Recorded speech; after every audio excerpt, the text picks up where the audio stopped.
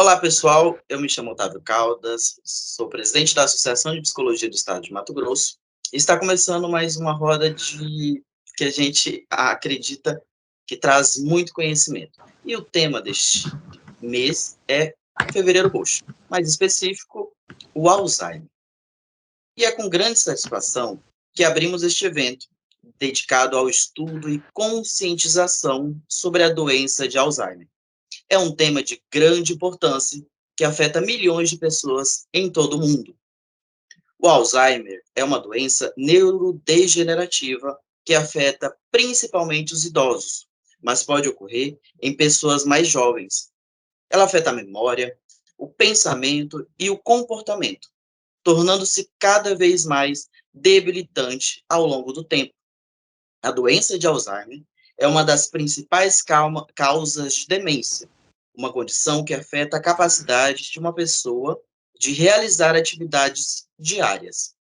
O objetivo deste evento é aumentar a conscientização sobre a doença de Alzheimer, discutir as últimas pesquisas e descobertas no campo da neurociência, da neuropsicologia e compartilhar informações e recursos para ajudar as pessoas afetadas pela doença. Ao longo da tarde, teremos palestras com especialistas na área que compartilharão suas experiências e conhecimentos sobre a doença de Alzheimer. Também teremos oportunidades para trocar informações entre os participantes. É importante lembrar que a doença de Alzheimer afeta não somente o paciente, mas também seus familiares e cuidadores.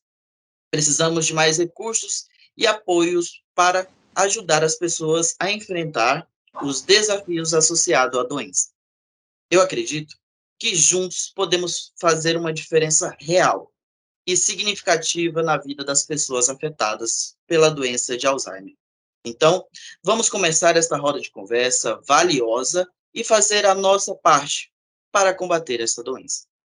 Esta tarde, estaremos com o Dr. José Alexandre Borges Figueiredo Júnior, neurologista, membro da Academia Brasileira de Neurologia, residência médica em neurologia pelo SUS Goiás, Hugo HGG e SMMGO, mestre em Ciências da Saúde pela UFMT, Universidade Federal de Mato Grosso, proprietário da Clínica de Neurologia Exclusiva, sócio proprietário da Neuropsicologia Hospitalar e a Neuropsicologia Hospitalar. A psicóloga Flávia Alessandra Guedes Saldanha, psicóloga clínica e hospitalar e neuropsicóloga, aperfeiçoando em psicologia clínica pela UFMT, abordagem clínica centrada na pessoa, a ACP, especialista em psicologia pela saúde e hospitalar pela Faculdade Monte Pascoal, especialista em neuropsicologia pela IPOG, responsável técnica pelo Serviço de Psicologia do Hospital Municipal São Benedito de Cuiabá, em Mato Grosso. Atuou no enfrentamento ao Covid no período pandêmico, idealizadora do projeto Acolher, HMSB, cofundadora da FANS Consultoria em Psicologia Hospitalar, e também a psicóloga Jaqueline Rodrigues, neuropsicóloga e reabilitadora neuropsicológica, mestre em psicologia. Antes de começarmos, nós agradecemos aos nossos apoiadores pela contribuição para a nossa Associação de Psicologia do Estado de Mato Grosso. Vocês são essenciais para o nosso sucesso contínuo e estamos ansiosos para ajudá-los a alcançar seus objetivos nos negócios. Gostaríamos de convidar a compartilhar as mensagens com a nossa comunidade. Vocês têm uma oportunidade única de se conectar com nossos membros, que são apaixonados por temas variados, seja um produto ou serviço que oferece, um evento que estamos organizando ou uma mensagem que deseja compartilhar. Esta é a sua chance de se destacar. Aproveitem essa oportunidade para falar um pouco sobre o que faz a sua empresa, em especial, e como ela pode beneficiar a nossa comunidade. Estamos ansiosos para ouvir de você e trabalhar juntos para alcançarmos nossos objetivos mútuos. Obrigado novamente pelo apoio contínuo. Esperamos poder continuar a trabalhar juntos em um futuro próximo. Espero que hoje seja um dia de aprendizado, conexões e inspirações para nós, ou para todos nós. Com a palavra, a Gislaine, ela que é a proprietária da Motivare aqui no estado de Mato Grosso. A Gislaine está por aí? Estou. Boa tarde a todos. Né? Gislaine, Obrigada pela seja muito. oportunidade. Eu só não consigo verificar onde a Gislaine está, mas aqui agora destacaram ela para mim. Gislaine, seja muito bem-vinda. Eu gostaria de ouvir um pouco sobre a Motivare, sobre o sucesso que é a Motivare aqui no estado de Mato Grosso. E para deixar um pouquinho claro o que é a Motivare aqui no nosso estado, é a maior compartilhadora aí de testes psicológicos. Por que a palavra compartilhar? Porque compartilha com diversos profissionais da psicologia. Gislaine, fica à vontade. Obrigado. Nossa empresa está exatamente há 10 anos no mercado, né, de Mato Grosso, atuando em várias partes, né, não só com os testes psicológicos, mas também com os cursos, né, em várias áreas aí, para que os psicólogos, né, consigam melhorar, né, a sua atuação aí na rede do mercado de trabalho.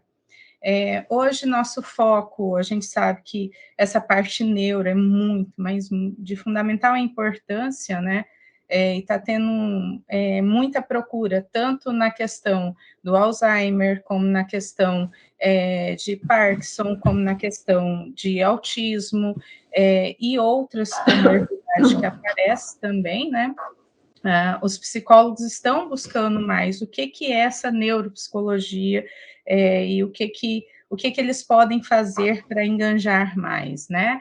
Então, um evento maravilhoso que a associação está trazendo com profissionais fantásticos, né? Já conheço a turma aí e são realmente de alto gabarito, e eu só tenho que agradecer essa oportunidade de também estar em parceria com a associação, né? Lembrando que quem for associado tem desconto na Motivare, então, quanto mais se associarem, mais desconto tem, então aproveitem, né? E sempre fique atento, porque a associação está fazendo totalmente diferente o que eles veem, a proposta deles, como que eles estão se colocando aí no estado de Mato Grosso, né? O Otávio está aí sempre ativo, a gente sempre conversa e ele está na lida aí, e é fantástico o trabalho que eles estão fazendo. A gente, eu já tenho 20 anos rodando aí o mercado, e, sinceramente, esse tempo que a associação foi constituída, a gente conseguiu ver muitas diferenças, coisa que nós não tínhamos, e a associação realmente está trazendo e está fazendo essa diferença. Então, a gente tem que agradecer o trabalho desses profissionais, trazer o tempo inteiro eles botando a gente em repensar a psicologia, em se reposicionar no mercado de trabalho, mostrando como que a psicologia é importante, né, que ela não é simples, ela não veio só para fingir que existe, não, ela veio porque ela é a parte fundamental disso tudo, né? Então, assim, nós precisamos das parcerias, né? E a área da saúde mental hoje em dia é o que está crescendo muito, então a gente precisa, né, estar olhando para esse lado, né, com mais carinho e mais atenção. E eu agradeço muito ao Otávio por estar participando hoje, né, desse evento, né, de estar aqui esses minutinhos, né, e poder também ver tudo isso que vai rodar aqui. Eu que agradeço, tá, Otávio? E toda a associação, né, que é um grupo enorme aí por fora, né? Isso mesmo, Gislaine. Muito obrigado pela sua presença. Espero continuar nessa parceria futura. Pessoal, a Motivare, hoje ela trabalha com testes psicológicos, que a Gislaine citou, e são testes maravilhosos. Então, eu convido a todos vocês a conhecer os testes disponibilizados ali pela Motivare e também a Motivare aqui em Cuiabá. Gislaine, a Motivare só tem em Cuiabá? Vamos tirar essa dúvida aí para o pessoal. Não, nós também temos em Sinop, né? Então, nós temos 2 polos, atendemos Mato Grosso inteiro, né? Mas os 2 polos, se as pessoas quiserem ver os mostruários, terem contato com os testes, com os livros que nós temos, a gente tem os 2 polos, Cuiabá e Sinop. Gislaine, mais uma vez, muito obrigado. Agora, pessoal, eu gostaria de convidar o Rodrigo. Ele é da MyBrooker, acabou de iniciar uma parceria com a gente também. E eu gostaria de conhecer, através da fala do Rodrigo, um pouco mais sobre a MyBrooker, né, Rodrigo? Vamos lá? Fica à vontade, Rodrigo.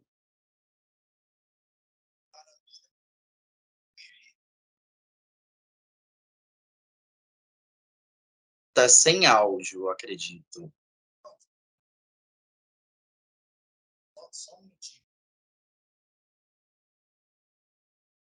Enquanto o Rodrigo se organiza, pessoal, gostaria também de convidar a todos, nós temos o canal do YouTube, @aspcimt, para que vocês possam conhecer os mais diversos temas da psicologia. Já trabalhamos com vários, psicologia organizacional, psicologia social, enfim, todos os temas que tangem a psicologia já foram trabalhados. E se vocês tiverem a curiosidade de conhecer mais, que não existe somente a psicologia clínica, no nosso canal tem bastante conteúdo e eu tenho certeza que vocês vão gostar de um conteúdo ou outro ali, além das mais diversos temas específicos da psicologia. Rodrigo, já retornamos?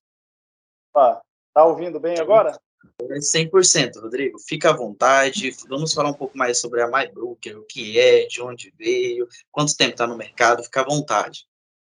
Maravilha. Pessoal, só ressaltando aqui, trazendo um pouquinho do profissionalismo, né?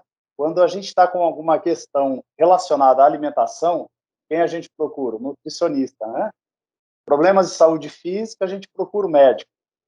Agora, saúde mental, obviamente, a gente vai procurar os psicólogos, né? Agora, nós temos profissionais que, assim, quando a gente quer adquirir um imóvel, geralmente, o que a gente faz? Vai no Google. É o caminho mais fácil, né? Então, assim, a importância do trabalho do profissional, né? Nós temos ali informações importantes que apenas o profissional vai saber conduzir você na busca pelo seu imóvel. Então, quando a gente está falando de imóvel, nós temos, por exemplo, diferentes tipos de tabela que são utilizados na negociação do imóvel, tabela saque, tabela price, financiamento, melhor banco, melhor taxa de juros, qual o melhor período para a gente fazer aquela negociação, questões de valorização, o vetor de expansão da cidade, né? Enfim, porque às vezes você compra um imóvel hoje, mas daqui 6 meses aquela localização ali, o trânsito vai dificultar, vai ter alguma situação ali em relação ao trânsito. Será que é melhor comprar ele pronto? Será que é melhor comprar ele na planta?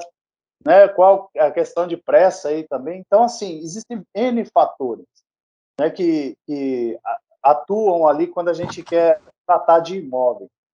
E a gente aqui, essa parceria que nós estamos estabelecendo aqui, a MyBroker, ela é especialista em trazer um atendimento personalizado.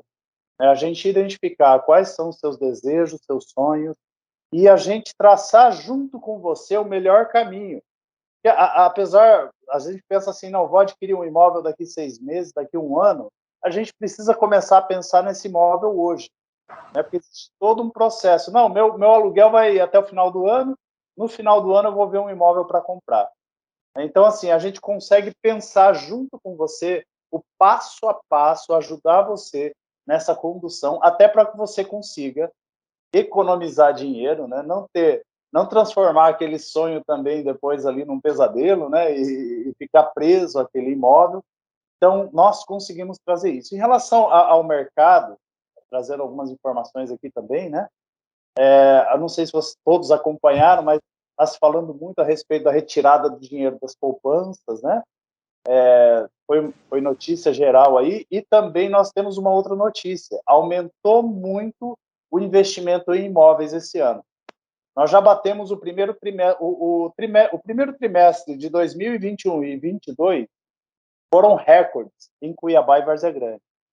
Nós já batemos os 4 bilhões que foram movimentados no ano passado. Então, assim, nós nem fechamos ainda o trimestre.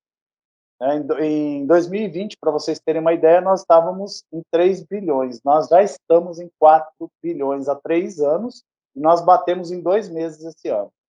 Então, assim, o imóvel é um bem escasso, né? Ele só valoriza, é uma segurança para você, para sua família, né?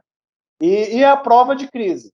Você pode, vem governo, sai governo, tal, você pode ver aí as pessoas que compraram na década de 80, pessoas que compraram na década de 90, aquele imóvel só valorizou com o tempo. Então, assim, é muito importante, né, a presença de um profissional, e a MyBroker traz esse trabalho junto com vocês aqui, para que a gente consiga juntos encontrar o imóvel certo para vocês. Agradeço muito a parceria aí, viu, Otávio? E a todos que quiserem aí, nós temos diversas opções, desde opções na planta, compra, venda e locação. Se você tem um imóvel também que você gostaria de negociá-lo, traz para a gente que a gente vai ter o maior prazer aí, carinho de cuidar disso para você. Então, assim, MyBroker Cuiabá fica ali em frente à Smart Fit, né, do Jardim Cuiabá. E não sei se vai ter o meu arroba aí também, @Rodrigo Ferreira da Rocha. Tá? Quem quiser depois dar um pulinho no Instagram lá, me chama no privado, tá? E a gente vai ter o maior carinho em atender vocês. Muito obrigado, Otávio. Obrigado. E parabéns aí pelo incentivo, né? Esse fomento de todo mês estar trazendo aí novos conteúdos e as discussões aí, profissionalizando também a profissão. Isso é muito importante. E esse foi a MyBroker, pessoal, com o Rodrigo. Então, se a pessoa em imóveis aí para comprar, não deixe de falar com o Rodrigo. Ele deixou o Instagram dele, vai deixar também no nosso bate-papo. A nossa assessoria vai colocar no bate-papo os arrobas dos nossos apoiadores. E vamos continuar. Convidamos agora, pessoal, a psicóloga Flávia Guedes, né? Ela que é neuropsicóloga, vai iniciar ali, falar um pouco sobre o Alzheimer. Flávia, seja muito bem-vinda à roda de conversa, Fevereiro Roxo, Alzheimer. Se tiver um pouco travando, pessoal, às vezes é a internet que está chovendo bastante, tá bom? Ou possivelmente trave. Então, Flávia, seja bem-vinda, fique à vontade, agora é com você. Obrigada, Otávio. Boa tarde a todos que estão aqui nos ouvindo, né? Dessa tarde chuvosa, né? Desse dia que a gente possa ficar um pouco mais de folga, né? Com a família e outros talvez estudando, né? Mas que bom poder estar aqui com vocês, né? Com nossos colegas aqui também da área. Na verdade, eu vim trazer um pouquinho mais da experiência que eu tenho, né? Na área e também levantar alguns questionamentos que eu acredito que todos nós possamos fazer dentro de uma avaliação neuropsicológica, que é o nosso raciocínio clínico, né? Se ater bastante nessas questões. Primeiramente, já ouvi muito, né, chegar na clínica pacientes, familiares, trazendo sobre o envelhecimento, né, sobre as questões mais práticas de que o seu familiar, o seu pai, o seu idoso, está trazendo bastante comprometimentos ou prejuízos, né, nessa questão do progresso cognitivo da memória, que seria o primeiro apontamento que nos trazem. E até mesmo esse processo de envelhecimento, né? Muito se ouve que idoso volta a ser criança, todo velho ou idoso é igual, né? E, na verdade, o que a gente consegue observar que não é bem assim, não. Né? A gente pode ressignificar muitas questões dessa velhice, do que é esse envelhecimento. Talvez a gente possa trazer um pouco de sensibilização do que possa ser um envelhecimento saudável ou um envelhecimento natural, né? E quanto a gente pode desenvolver esse nosso processo de envelhecimento, de amadurecimento, para uma questão saudável, tá? Porque eu vou trazer isso como questões de levantamento, até porque eu vou tirar um pouquinho da minha experiência de clínica e de hospital, que eu acompanho muitos idosos, né? Então, assim, existem muitas alterações comportamentais que é completamente natural em função da idade, né? Muitas funções que eram praticamente naturais de ser desenvolvidas, com o passar dos anos acontece um pouco mais de dificuldade de desenvolver, né? Até podemos pensar nós mesmos. O que éramos há alguns anos, hoje teremos um pouco mais de dificuldade, até da memória, né? Então, quando o paciente chega com essas demandas inicial, precoce, né, desse processo de dificuldade da memória, ele traz outras condições também, né?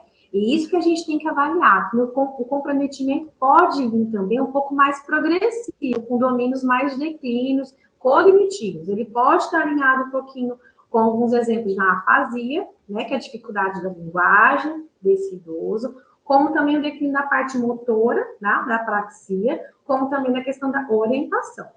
Então, inicialmente, a gente leva para um consultório, ou procura um geriatra, ou procura um neurologista, inicialmente a família, com algum desses danos. O primeiro vai ser a memória, né? A memória realmente é recente que a gente está falando, né? Básica, do que foi comer ontem, aonde que ele passou o último aniversário, como é que foi o último Natal. Talvez ele vai trazer alguns dados iniciais para a família, que eu vou falar um pouquinho das dicas para a gente perceber alguns declínios da memória que possam ser significativos, possam ser, né? Que a gente vai investigar isso na avaliação.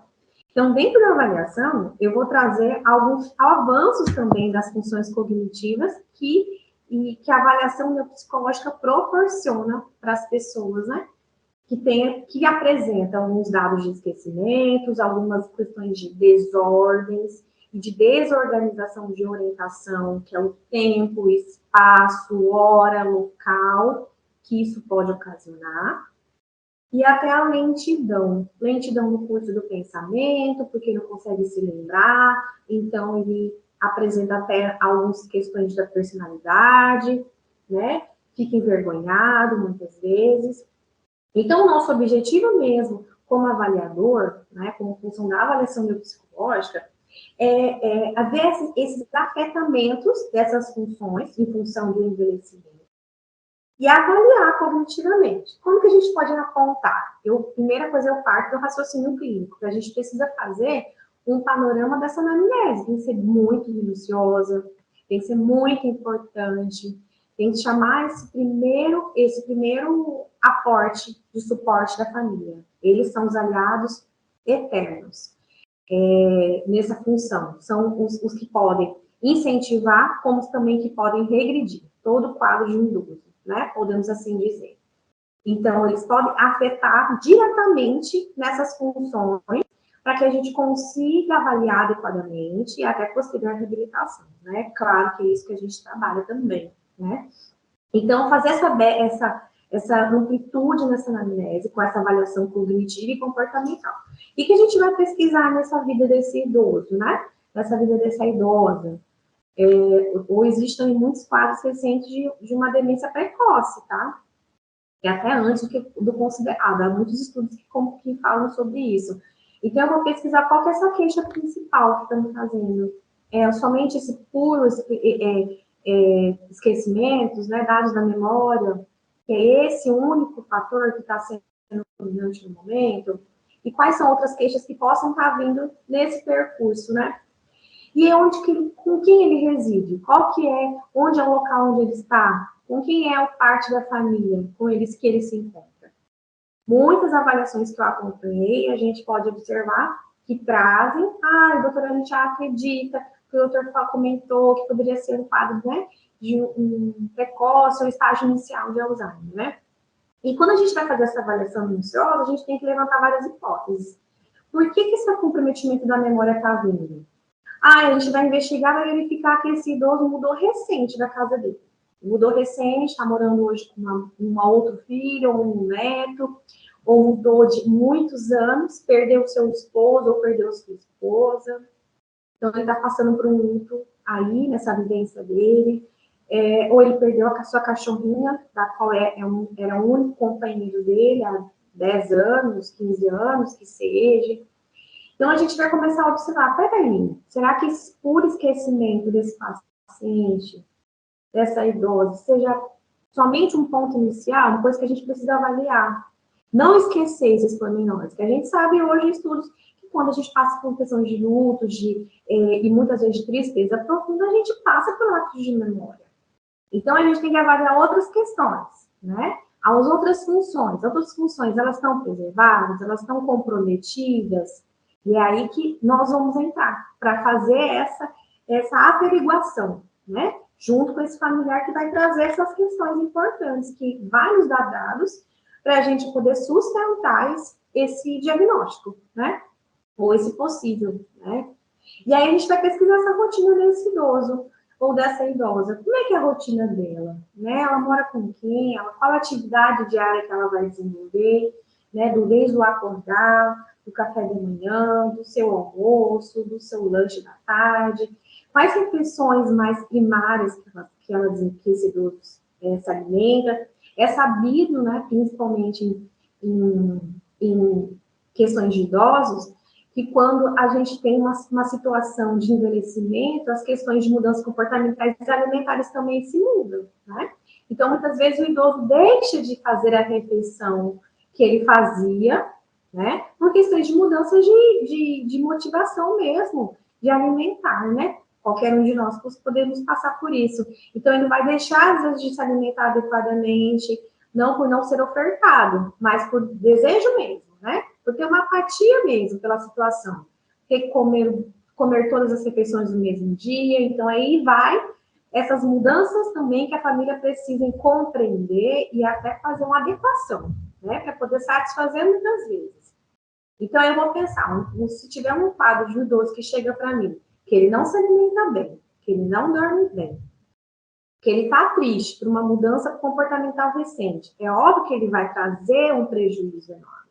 É óbvio que ele vai trazer processo de esquecimento, processo de comprometimento na linguagem, é óbvio que ele vai trazer um processo de tristeza profunda e até quadro depressivo.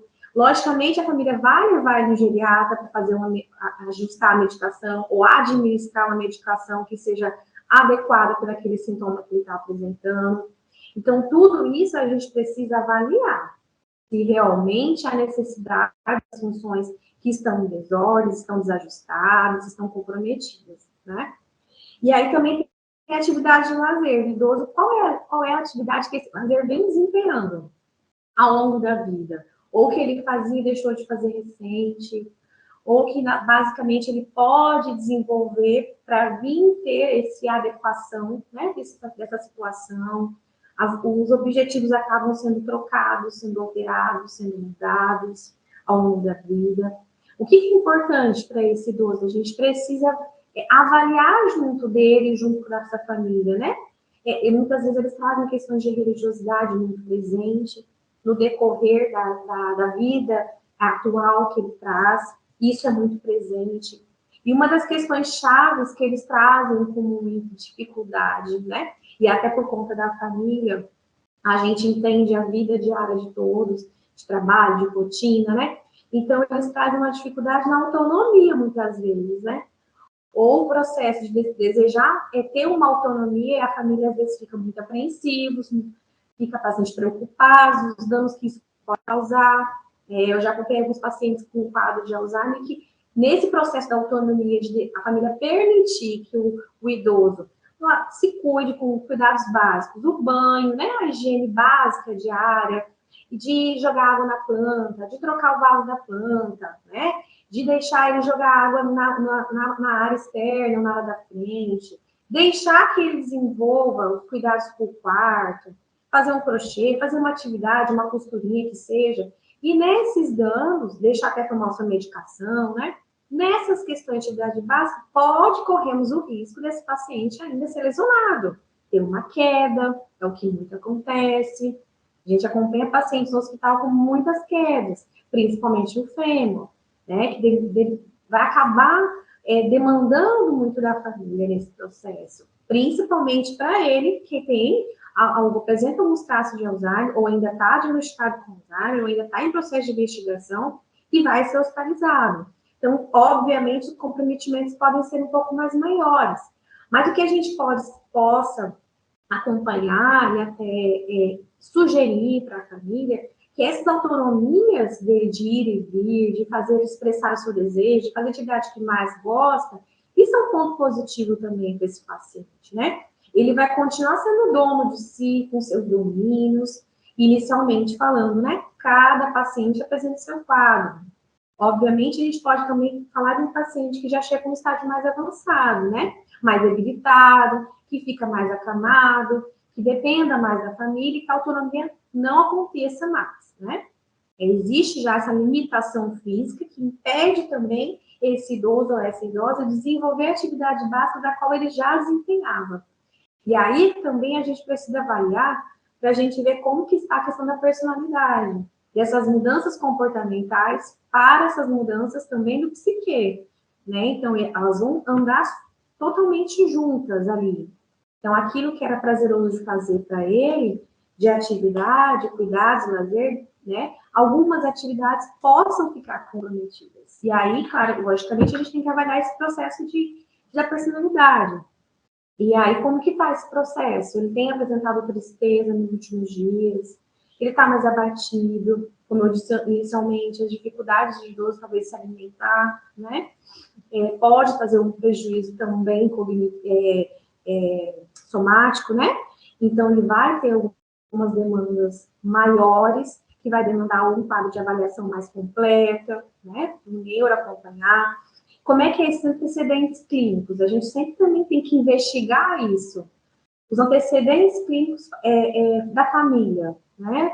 Existe algum quadro demencial nessa família? Ou algum outro quadro de transtorno mental na família que a gente possa deixar isso suspenso, deixar isso mais de alerta, se atentar mais para esse dado importante que foi nos passado? Isso é uma coisa muito importante que a gente tem que acompanhar nesse processo de avaliação com esse paciente, né? As mudanças de humor acompanham muito nesse ciclo, né, inicial da falta de memória presente, que é a primeira queixa quando chega o paciente assim, para avaliação. Então, o humor tende a ser muito distinto, muito alterado nesse processo, ele vai desde o humor muito alegre, como o humor muito triste, né? Ele apresenta uma afetividade, talvez, diferenciada da qual ele já apresentava.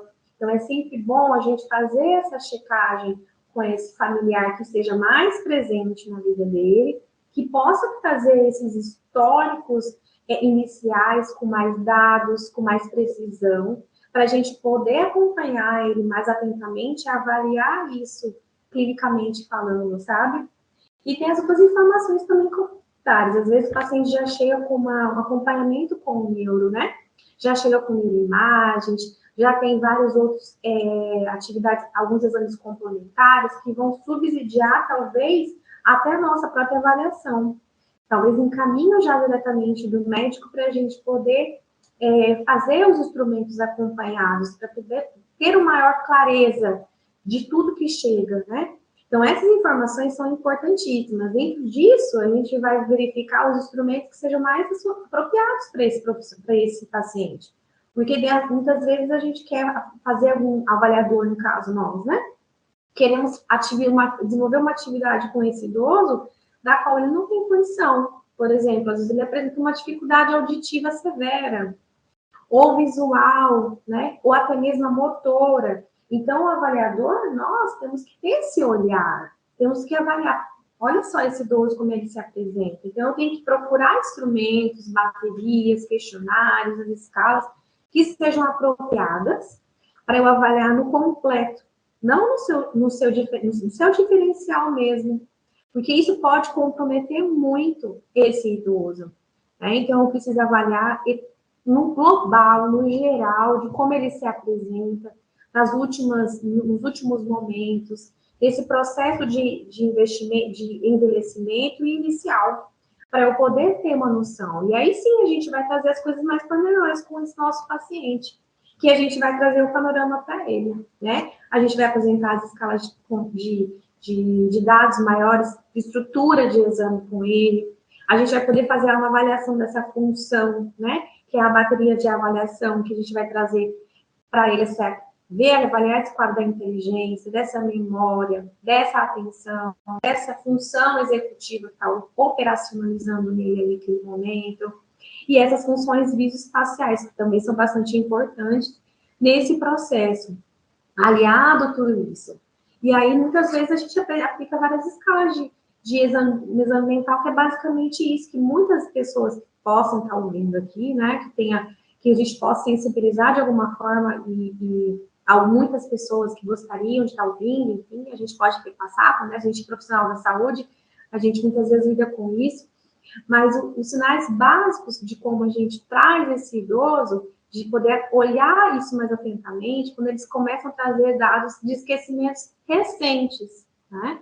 E aí a gente pode se atentar a isso de como está essa preocupação inicial, porque quanto mais precoce os estágios iniciais sejam apresentados, mais rapidamente a gente vai conseguir dar o suporte adequado para esse idoso. Fazer essa avaliação mais completa, global, né? Esse exame a gente vai perguntar o quê? O dia da semana, o dia do mês, do ano, como foi o seu último aniversário, como é que foi o seu último Natal com a sua família, né? Como que foi a data de casamento, né? Se ele foi casado, ou se ele vai trazer dados do seu relacionamento, né? Se foi viúvo, quantos filhos ele tem, traçar os nomes na idade cronológica de nascimentos. Talvez a gente possa verificar como que está essas funções também.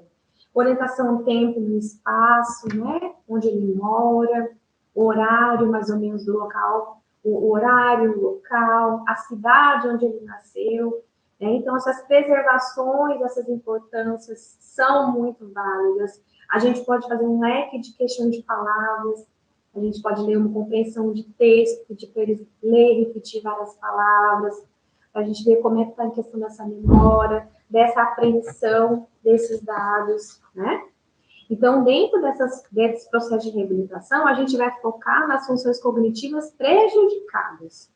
O nosso objetivo é visar a melhoria dessa condição do paciente, tanto no âmbito neuropsicológico, como na qualidade de vida mesmo. Então, a priori, eu quis esboçar um pouco, queria falar mais, só que eu vou cutucar aí a colega vai ter o espaço para falar. Dentro da avaliação é tão linda, porque a gente quer um processo de reabilitar, a gente, às vezes, muitas vezes, né, Jaqueline, quando a gente faz uma avaliação, a gente consegue já ver o processo de reabilitação a olho clínico ali, tão rapidamente, que às vezes a gente sabe a dificuldade da família, e nesse processo da avaliação a gente consegue, dentro desse nosso laudo, poder de discriminar passo a passo as atividades diárias desse nosso paciente como processo de recomendação, né, de cuidado, de adequação, de reabilitação, como possível qualidade de vida mesmo, desse envelhecimento saudável, natural, que vai ocorrer para todos. E agora, o que vai diferenciar é como enfrentamos esse processo. Como ele está, isso não importa. Agora, como nós vamos enfrentar, que isso muda tudo. Isso muda tudo.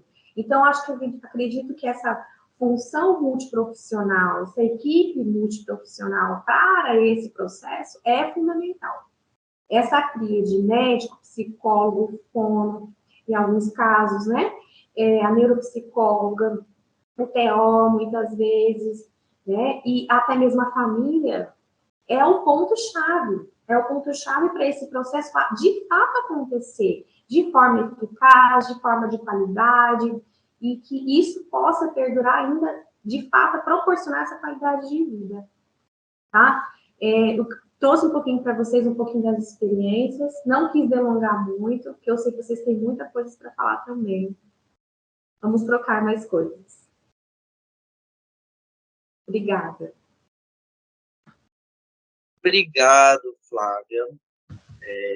Foi uma honra tê-la por aqui. Continue por aí. Daqui a pouquinho a gente retorna para falar, para as perguntas, né, para o esclarecimento aí dos nossos telespectadores.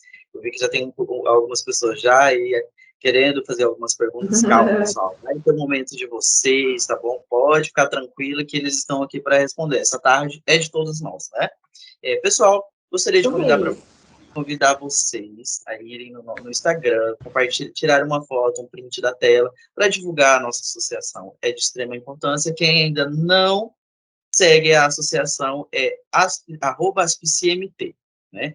Flávia, muito obrigado mais uma vez, tá bom? E continuando, Jaqueline já está aqui destacada na tela. Seja muito bem-vinda à roda de conversa, Fevereiro Roxo, mais específico, o Alzheimer. Obrigada. Boa tarde a todos. É com grande satisfação que eu estou aqui. Deixa eu já colocar um tempinho aqui, tá? Então. Tem apresentação, Jaqueline? Oi. Tem Meu nome é apresentação? Jaqueline. Ah, tá. Não tem. Só fala mesmo, tá? Como já foi dito, meu nome é Jaqueline, eu sou neuropsicóloga. Hoje eu estou atuando como neuropsicóloga e também com a reabilitação na APAE desde agosto do ano passado, né? Eu também trabalho na clínica. É muito importante, e eu falo com muita paixão sobre a reabilitação neuropsicológica, né? Eu descobri a REAB Se possível, pessoal, quem não está no áudio, podia desligar para a gente ouvir melhor nossa palestrante, tá bom? Aí, pessoal, os áudios desligados. Obrigado. Vamos lá, Jaque. Dentro da especialização em avaliação, e aí eu vi o quanto é importante essa parte da intervenção, né, junto com os pacientes, com a família. No caso dos casos de pessoas com Alzheimer, a gente tem que ter todo um acolhimento, né? Como a Flávia disse, a anamnese ela é extremamente importante para a gente fazer esse acolhimento à família, para a gente poder estar trabalhando, trazer a família para as questões que o paciente realmente precisa. Então, é esse momento que a família vai dizer quais as suas frustrações, quais as suas expectativas, o que eles realmente esperam, né, dessa situação de ter um familiar com Alzheimer, que muitos ainda não sabem nem lidar e como tratar o pai ou um irmão que está nessa situação. E é preciso de todo esse aporte, né, dessa equipe, não só do reabilitador neuropsicológico, mas também, esse caso, precisa do fono, o acompanhamento com o teólogo, com o médico. Então, assim, é um momento muito importante, né? Na REAB, na anamnese, a gente vai trazer essa família, vai explicar sobre a neuroplasticidade, vai fazer uma psicoeducação com a família. A gente inicia uma psicoeducação com a família, explicando o que seja Alzheimer, né? Falando da importância de possibilitar que essa pessoa não perca a motivação, né? E o quanto possível ela não perca a autonomia, porque a tendência é eles perderem todas essas funcionalidades, e isso realmente acaba comprometendo a vida pessoal e de toda a família. Então, assim, eles acabam ficando inseguros, né? Será que a gente dá autonomia ou não dá, como a Flávia disse, né? Será que a gente permite ou não permite? Será que a gente deixa eles mais em casa ou dá mais liberdade, né? E é importante esse trabalho, por quê? Porque vai esclarecer, né? A psicoeducação vem para isso, para estar esclarecendo, né, essas dúvidas, né, de que forma, de que modo pode estar auxiliando a pessoa com Alzheimer, né? Então, assim, a reabilitação, ela vai contribuir, serve para recuperar, ou no caso, para cessar a doença? Não, a reabilitação não tem esse foco, mas para deixar a família, né, mais tranquila em relação que a gente consegue trabalhar com a funcionalidade da pessoa, a gente consegue dar mais qualidade de vida para a pessoa, né, de modo a retardar, de modo a diminuir esse avanço que acaba sendo vindo, às vezes, de forma muito agressiva. Então, a reabilitação, ela tem esse comprometimento, né, com a família, com o paciente. E é lógico, é todo um trabalho feito de modo bem claro. A gente vai elaborar um projeto, né, propostas de intervenções, quais as intervenções que são mais adequadas, né, porque por mais que o Alzheimer tem dificuldade, né, alteração na memória, nas funções cognitivas, compromete os processos de aprendizado, mas cada pessoa tem sua particularidade, tem sua personalidade, tem seus problemas, tem as dificuldades que atingem mais uma situação ou outra. Então, a gente precisa dar atenção a essas particularidades de cada paciente. né? E a gente precisa conhecê-lo, a gente precisa saber quais que são os seus pontos fracos, quais que são os seus pontos fortes. Isso acaba sendo muito importante porque quando a gente tem, porque a reabilitação neuropsicológica ela não acontece se não tiver uma avaliação neuropsicológica. É que eu falo, a gente não, e se não tiver algo que um diagnóstico, a gente não entender como que está o processo cognitivo da pessoa. Então, eu falo, é difícil a gente intervir naquilo que a gente não sabe, daquilo que a gente não conhece, que a gente não reconhece qual que é a proporção da dificuldade, entendeu? Se é mais amena, se é mais agressiva. Então, assim, a gente, o laudo da avaliação é essencial para descrever esses pontos, né? Quais pontos fracos, os fortes da pessoa, quais as situações que a gente vai poder reabilitar mais, né? Eu falo que assim, a gente não trabalha em foco só no problema da memória, não. Vai trabalhar nos problemas diários que a pessoa enfrenta, no dia a dia da pessoa, né? Qual que é a dificuldade dela em relação, ela está com dificuldade, por exemplo, para fazer todo esse caminho de pegar, abrir a pasta de dente e tá escovando o dente, né? Em que momento que ela vai fazer isso, né? Depois do almoço, é quando ela acorda, é no momento aleatório. Então, assim, lógico que a gente vai falar de situações e situações. Tem Alzheimer iniciais que a gente consegue estar trabalhando de forma muito mais intensiva a recuperação dessas funções, né? Mas é possível trabalhar a reabilitação em qualquer estágio, desde que, assim, seja uma questão de a gente respeitar o outro, né? Nós precisamos respeitar o outro e ver o limite do outro, porque não tem como a gente reabilitar se não tiver motivação, se não tiver prazer, porque na realidade a reabilitação é isso.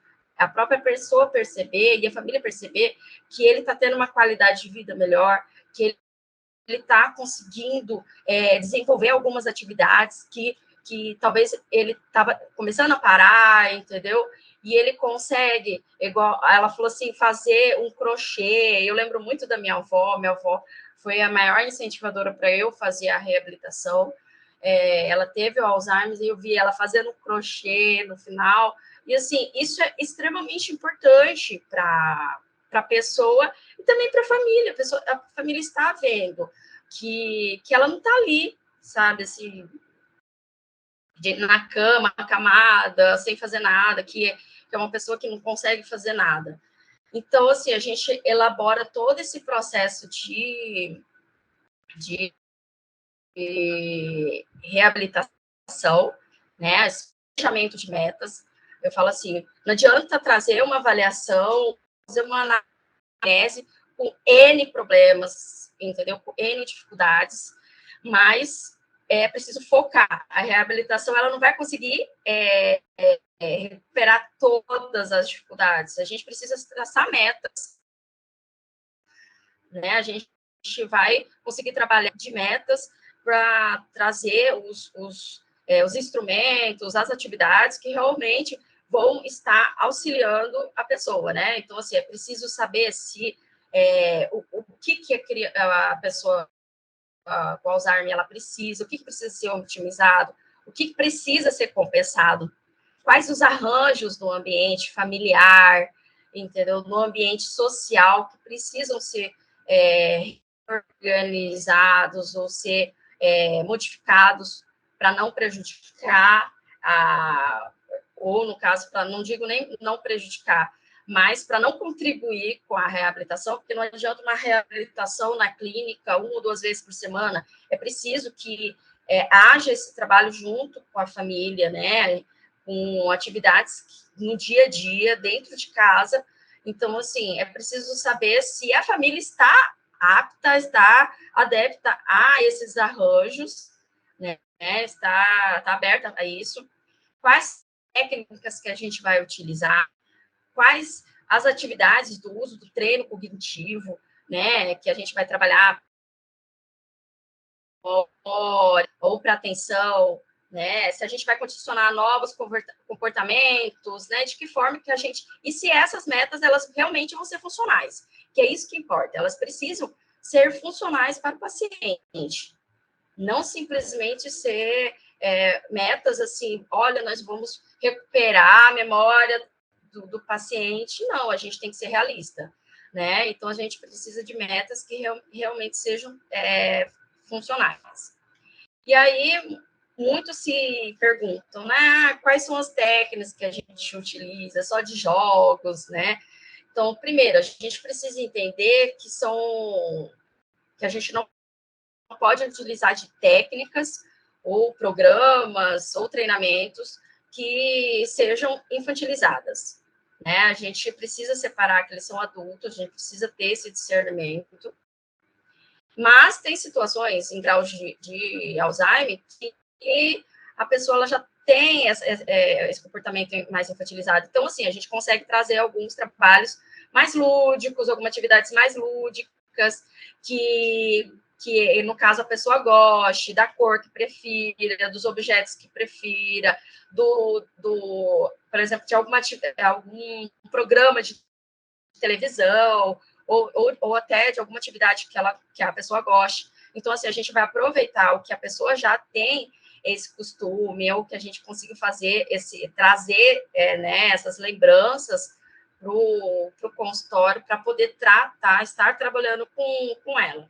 Então, também trazer questões de quando há possibilidade de uso de calendários, pistas, associações, entendeu? Essas atividades com cores, formas geométricas, com animais, figuras com reconhecimento. A gente pode trabalhar com músicas, por exemplo, pessoas que gostam de um estilo de música, eu gosto de um cantor, músicas, filmes, né, trazer essas lembranças de árvore genealógica, fotos, contar histórias, né, trabalha-se muito com estratégias compensatórias, né, então, assim, as estratégias compensatórias são essenciais para a REAB, imagens visuais, categorização, organização, os jogos também sempre são bem-vindos, são parceiros da reabilitação, né, e treinos cognitivos que vão estar auxiliando.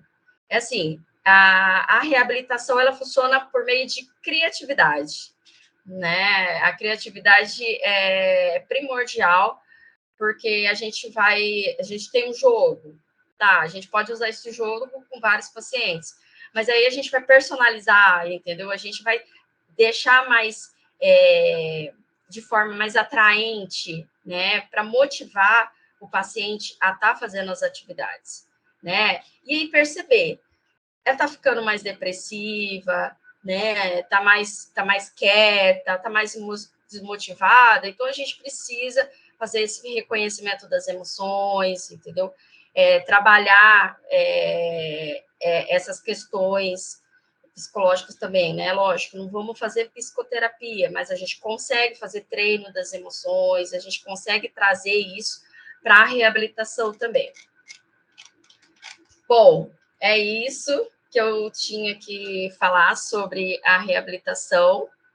Eu trabalho com reabilitação de crianças, né, e adultos, e eu vejo o quanto é efetivo e o quanto é gratificante o resultado, né, quando há esse trabalho em conjunto, não só o paciente, mas a família, né, a família está engajada, né, nesse processo, a família quer que realmente mude o comportamento ou que melhore a qualidade de vida do paciente. Então, quando há participação da família nesse processo, tanto no processo de avaliação, no acompanhamento no médico ou nos outros profissionais de saúde, com certeza a vida dessa pessoa se torna mais gratificante, entendeu? Se torna mais feliz nesse contexto, quando percebe que há esse acolhimento de toda uma equipe, principalmente da família. Muito obrigada. Jaqueline, nós que agradecemos, fica por aí também, que aí daqui a pouquinho o pessoal vai fazer perguntas. No chat já está aberto para perguntas para os nossos convidados. Inicialmente, tivemos a Flávia Guedes falando sobre avaliação neuropsicológica. Agora tivemos a Jaqueline Rodrigues com o tema reabilitação neuropsicológica. E agora convidamos o doutor José Alexandre para falar um pouco sobre diagnósticos e tratamento. Doutor, seja muito bem-vindo à roda de conversa sobre Alzheimer, tá bom? Fique à vontade. Olá, tudo bem? Boa tarde a todos. Estão me escutando? Sim, escutando e vendo bem também. Um prazer conhecê-lo. Eu que agradeço, né? O prazer é todo meu e agradeço o convite por participar dessa roda de conversa, né, sobre esse tema tão interessante que é a doença do Alzheimer, né? Tem como compartilhar alguma tela? É possível ou não? Sim, o senhor gostaria de compartilhá-la aí do seu notebook ou gostaria que nós compartilhássemos? Como que o senhor deseja? Deixa eu ver. Aqui, abrir bandeja de compartilhamento, eu acho, né? Aqui no... Vamos ver se eu consigo compartilhar aqui. Vamos ver. Então, se você puder Doutor, do lado do microfone tem aí compartilhar. Aí, se tiver uma janela aberta, o senhor tem ali janelas. Um pouquinho. Eu já sei aqui. Só para a gente... Enquanto o doutor se coloca na tela a apresentação, pessoal, eu gostaria de agradecer a duas pessoas que já colocaram no Instagram, a Ana Paula e a Cláudia Oliveira. Já compartilharam, curtiram. Compartilhem esse momento para divulgar mais sobre a associação. Agora temos uma fala que também vai ser importante, que é a do doutor José Alexandre. Fique à vontade, doutor, já conseguimos visualizar a sua apresentação. Estão conseguindo ver bem a apresentação? Sim.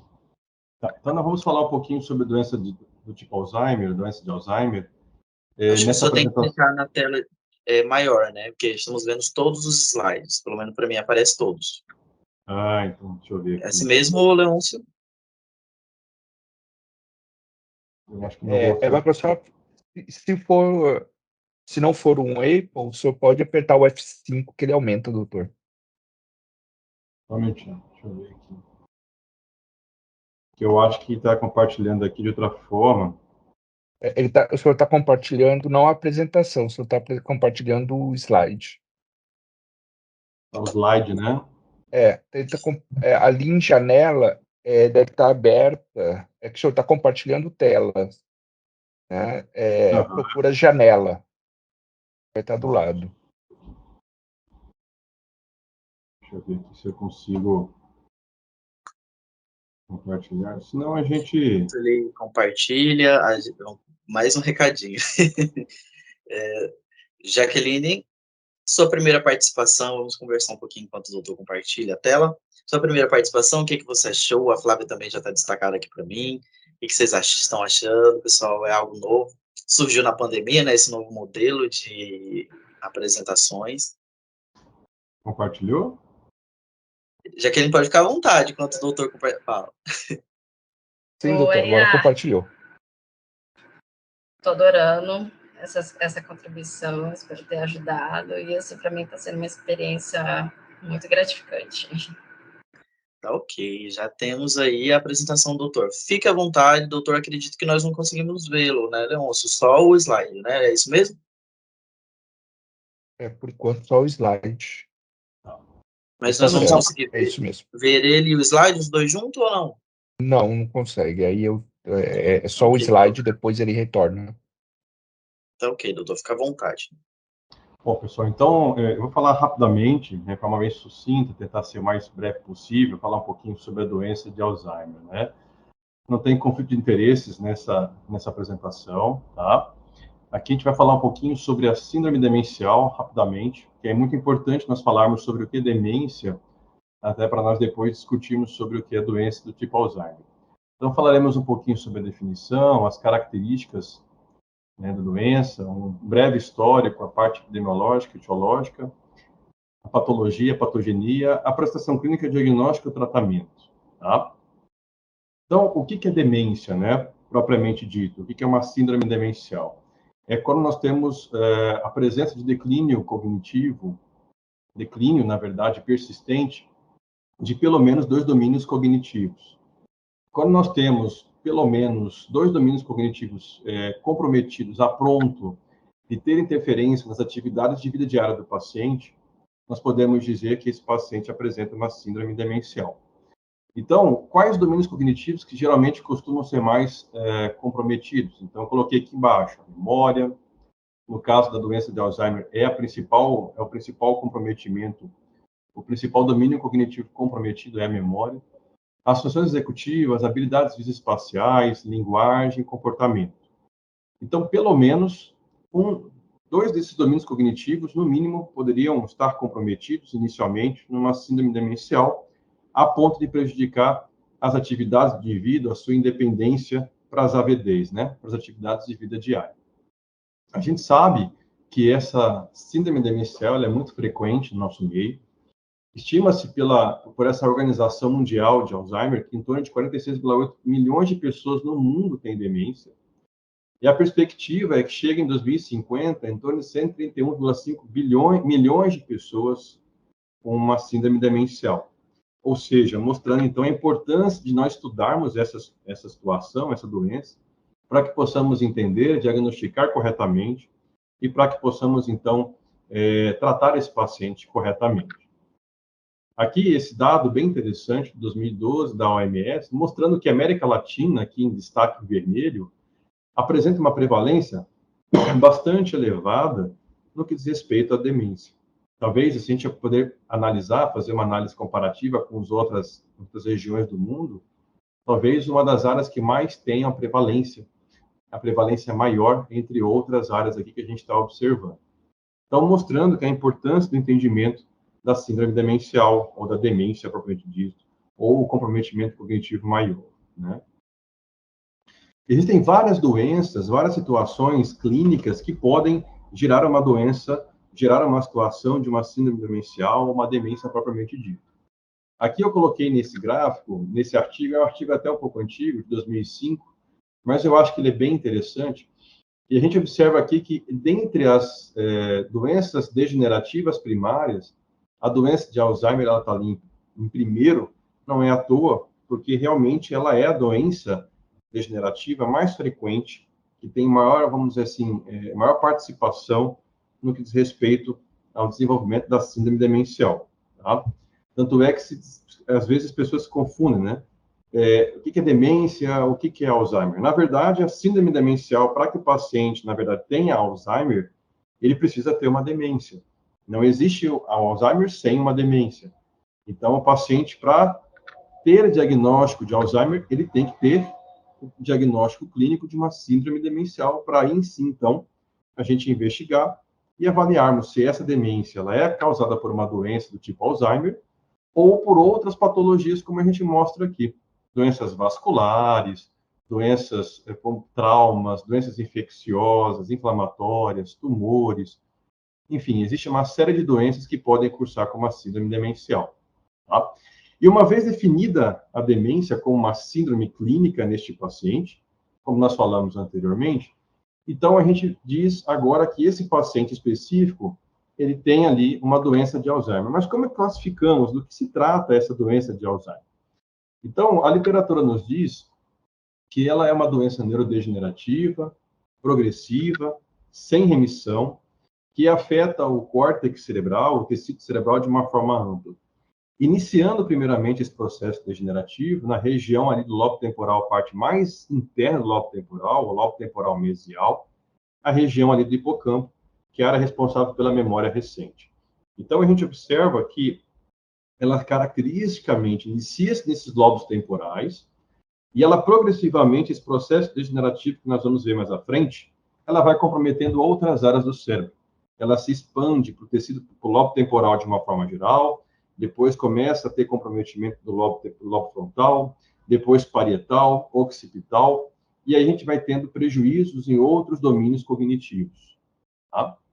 Ela é caracterizada por acúmulos dessa proteína beta-amiloide, nós vamos mostrar isso, como isso é feito, como isso acontece, e alterações na microestrutura dos neurônios por alterações nessa proteína chamada proteína tau. Nós vamos mostrar isso mais para frente.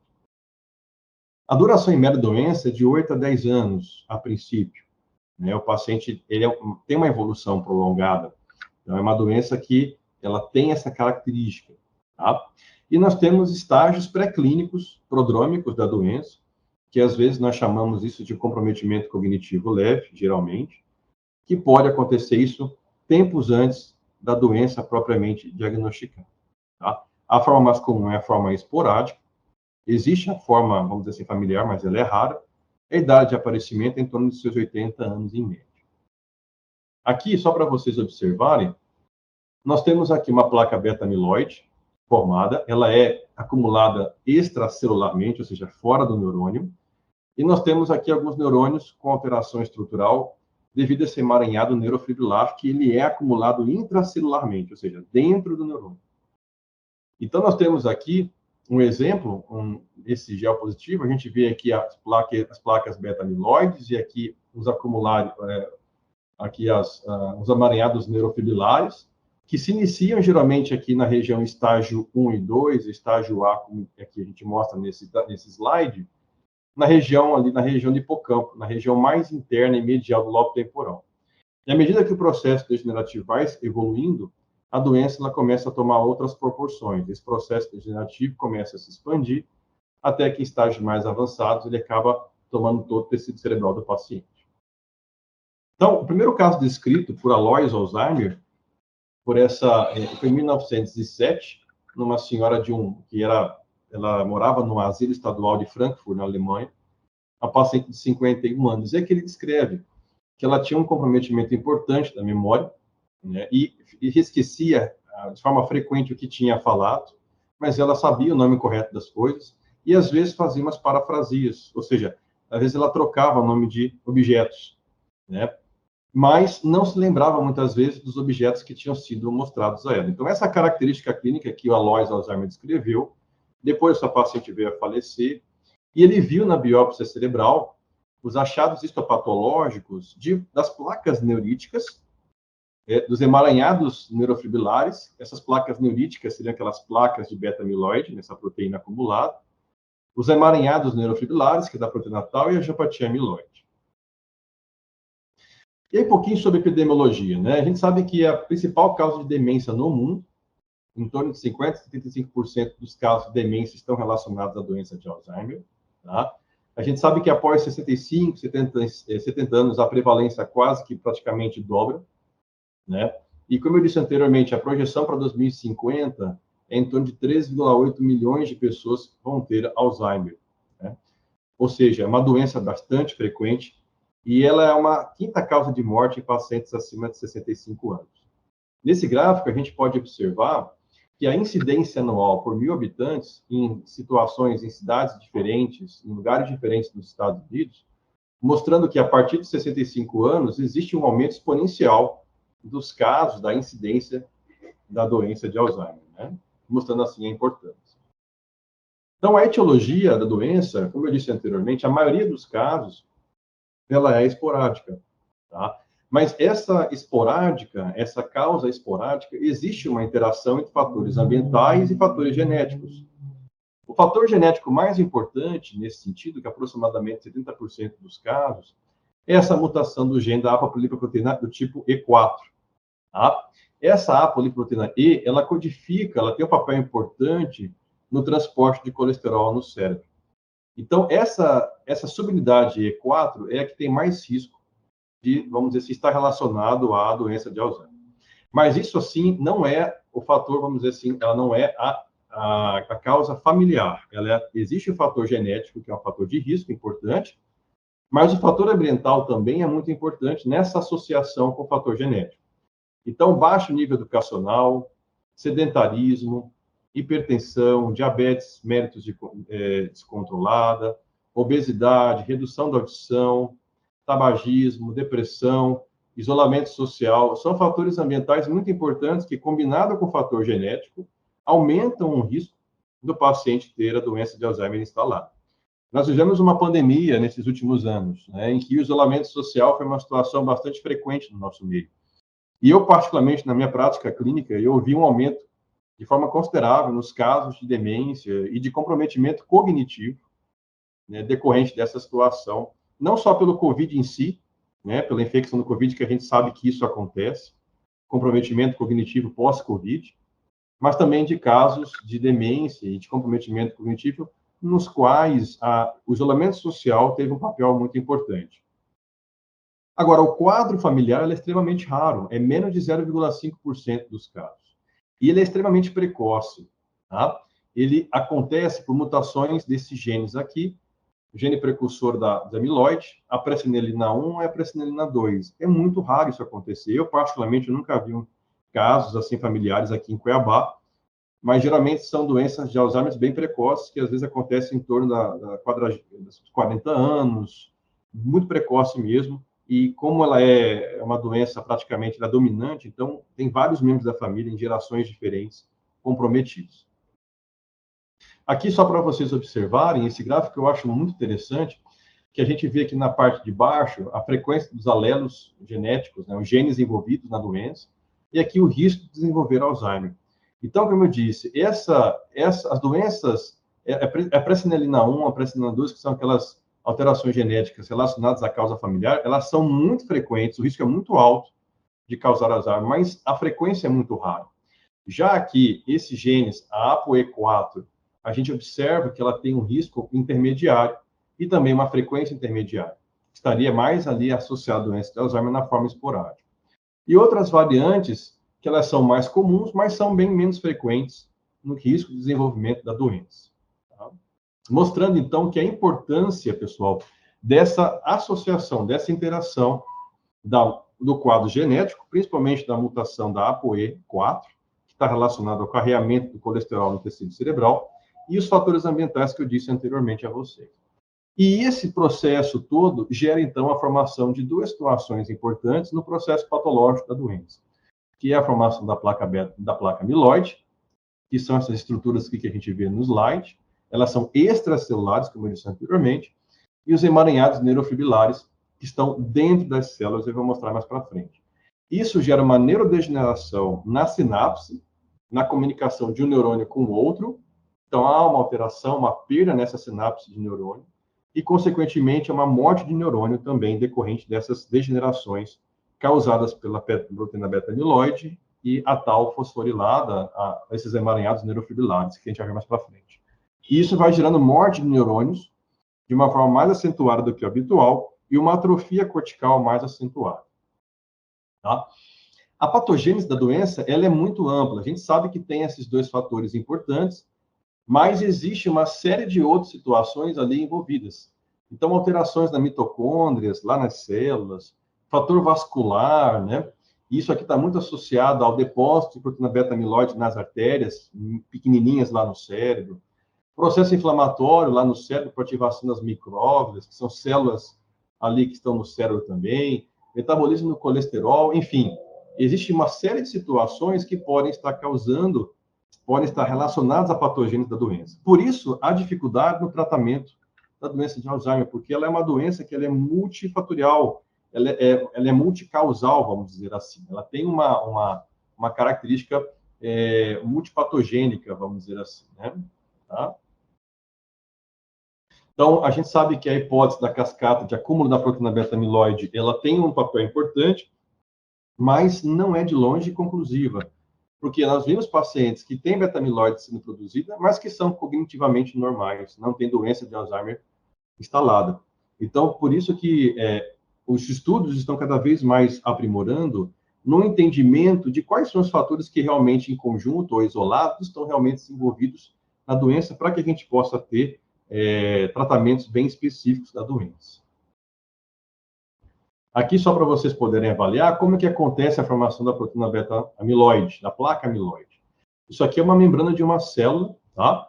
Então, normalmente, é produzida a proteína amiloide por essa via não amiloidogênica, que nós chamamos, para a esquerda da tela de vocês. Quando há uma alteração nessa quebra dessa proteína amiloide, precursora da amiloide, que nós chamamos APP, da membrana, se desviando para a esquerda, então a produção dessa proteína beta-amiloide, que é essa proteína aqui que eu estou mostrando aqui para vocês à direita. Essa proteína, ela sai da célula e começa a se acumular no espaço entre as células, causando, então, um processo degenerativo de alteração das sinapses dos neurônios. O outro componente é a questão dos microtúbulos, ali dos emaranhados neurofibrilares. O que acontece? Existe um acúmulo de fosfato, de fósforo, nessas proteínas, que nós chamamos aqui de proteína tau, que ela está no esqueleto, vamos dizer assim, dos neurônios. Isso, de alguma forma, produz uma instabilidade desses esqueletos, dessas alterações intraneuronais, promovendo, então, uma quebra desses neurônios, uma quebra dessas estruturas e morte de neurônio. Então, o neurônio morre, há uma apoptose desses neurônios e há uma liberação dessas proteínas, desses emaranhados neurofibrilares, que vão invadindo e vão progredindo para outros neurônios e, assim, consequentemente, o processo degenerativo ele se prolonga, né? Então, a gente observa nesse slide, então, aqui, ó, aqui nesse neurônio, a gente vê o número 1, a proteína precursora da amiloide, quando ela é quebrada de forma anômala, ela pode ir para esse espaço, para esse número 2, e se acumular dentro dos vasos, causando, então, angiopatia amiloide, doença dos vasos, que pode gerar demência também, está envolvido na doença de Alzheimer também. E o processo, muitas vezes, em algumas situações, ela vai para dentro ali, entre as células, essa proteína beta-amiloide, elas se juntam, elas se formam esses emaranhados, essas placas beta-amiloides, e essas placas beta-amiloides formadas, elas começam a alterar as sinapses entre os neurônios. E, consequentemente, os neurônios começam, juntamente, a alterar a sua função. Além disso, começa a ter alteração dessas proteínas intraneuronais também, chamada de proteína tau. Então, começa a ter a formação de emaranhados neurofibrilares dentro das células, e os neurônios começam também a morrer. E aí, perde de forma não programada os neurônios, e a gente começa a ter disfunção neuronal importante, atrofia do cérebro mais acentuada do que esperado para a faixa etária. Então, de uma forma geral, esses dois pontos são importantes. A formação de proteína beta-amiloide e os emaranhados neurofibrilares, que acabam gerando essa morte de neurônios mais acentuada do que esperado para a faixa etária do paciente. E aí vem os sintomas. Como a gente disse anteriormente, a perda de memória, e essas, principalmente memória recente, e depois vai tendo prejuízo de outros domínios cognitivos, de forma progressiva, à medida que a doença vai progredindo. A gente vai tendo comprometimento também, sintomas psiquiátricos, ansiedade, depressão, distúrbio do sono, tá? E esse processo ele vai evoluindo progressivamente, e o paciente cada vez mais vai ficando mais dependente de terceiros para as atividades de vida diária. Aqui só para mostrar para vocês que à medida que a doença vai progredindo, de comprometimento cognitivo leve para demência de Alzheimer leve, moderada e avançada, a gente vai tendo outras funções cognitivas que vão sendo prejudicadas com o tempo da doença. Então, os critérios diagnósticos para a doença de Alzheimer hoje, nós chamamos que a gente pode dizer que é uma doença do tipo Alzheimer provável, ou uma doença do tipo Alzheimer possível, ou uma doença do tipo Alzheimer confirmada. Então, a demência do tipo Alzheimer provável é quando nós temos critérios clínicos de demência associada a comprometimento, principalmente da memória, mais um outro domínio cognitivo comprometido. Tá? Quando a gente tem essa doença do tipo Alzheimer possível, eu tenho critérios que muitas vezes não são tão clássicos, né? Diferentemente da doença, vamos dizer assim, provável. Então, nesse caso especificamente, a associação com outros marcadores é importante. Então, a ressonância, o líquido, são marcadores biológicos que podem nos ajudar. Tá? Então, nós temos, então, a doença de Alzheimer provável e a doença de Alzheimer possível. Nós podemos usar marcadores biológicos para confirmar essa suspeita. Eu vou passar aqui um pouquinho mais rápido para a gente se atentar. E aí, esses são os marcadores biológicos. Nós podemos fazer a dosagem da proteína beta-amiloide, da proteína tau no líquor e também em testes de imagem, que eu vou mostrar para vocês mais para frente. Então, aqui é uma ressonância da cabeça do paciente, mostrando que existe nesse gráfico, nessa foto que C, uma atrofia do hipocampo de forma bem acentuada, bem importante. E isso é muito característico, muitas vezes, de paciente com Alzheimer. Aqui aqui nessa figura A, a gente vê que existe uma normalidade do lobo temporal, e aqui já nessa foto C, a gente já observa uma atrofia mais acentuada também no lobo temporal, mostrando que essa característica ela pode ser apresentada em doenças do tipo Alzheimer de uma forma mais moderada a avançada. Tá? Aqui, só para vocês observarem, esse aqui é o PET, que é um exame funcional, que a gente vê a marcação da beta-amiloide, nessa questão, nessa coloração mais avermelhada, e aqui também a proteína tal, nessa marcação mais avermelhada. É como se fosse uma ressonância com contraste, mas é um exame de imagem com um marcador específico para ver a proteína beta-amiloide e para ver a proteína tal. Tá? Nos ajuda no diagnóstico, é uma possibilidade em casos mais difíceis de diagnóstico. E os tratamentos que nós temos hoje em dia, pessoal, nós temos várias possibilidades de alvos terapêuticos, vamos dizer assim, em estudos, tá?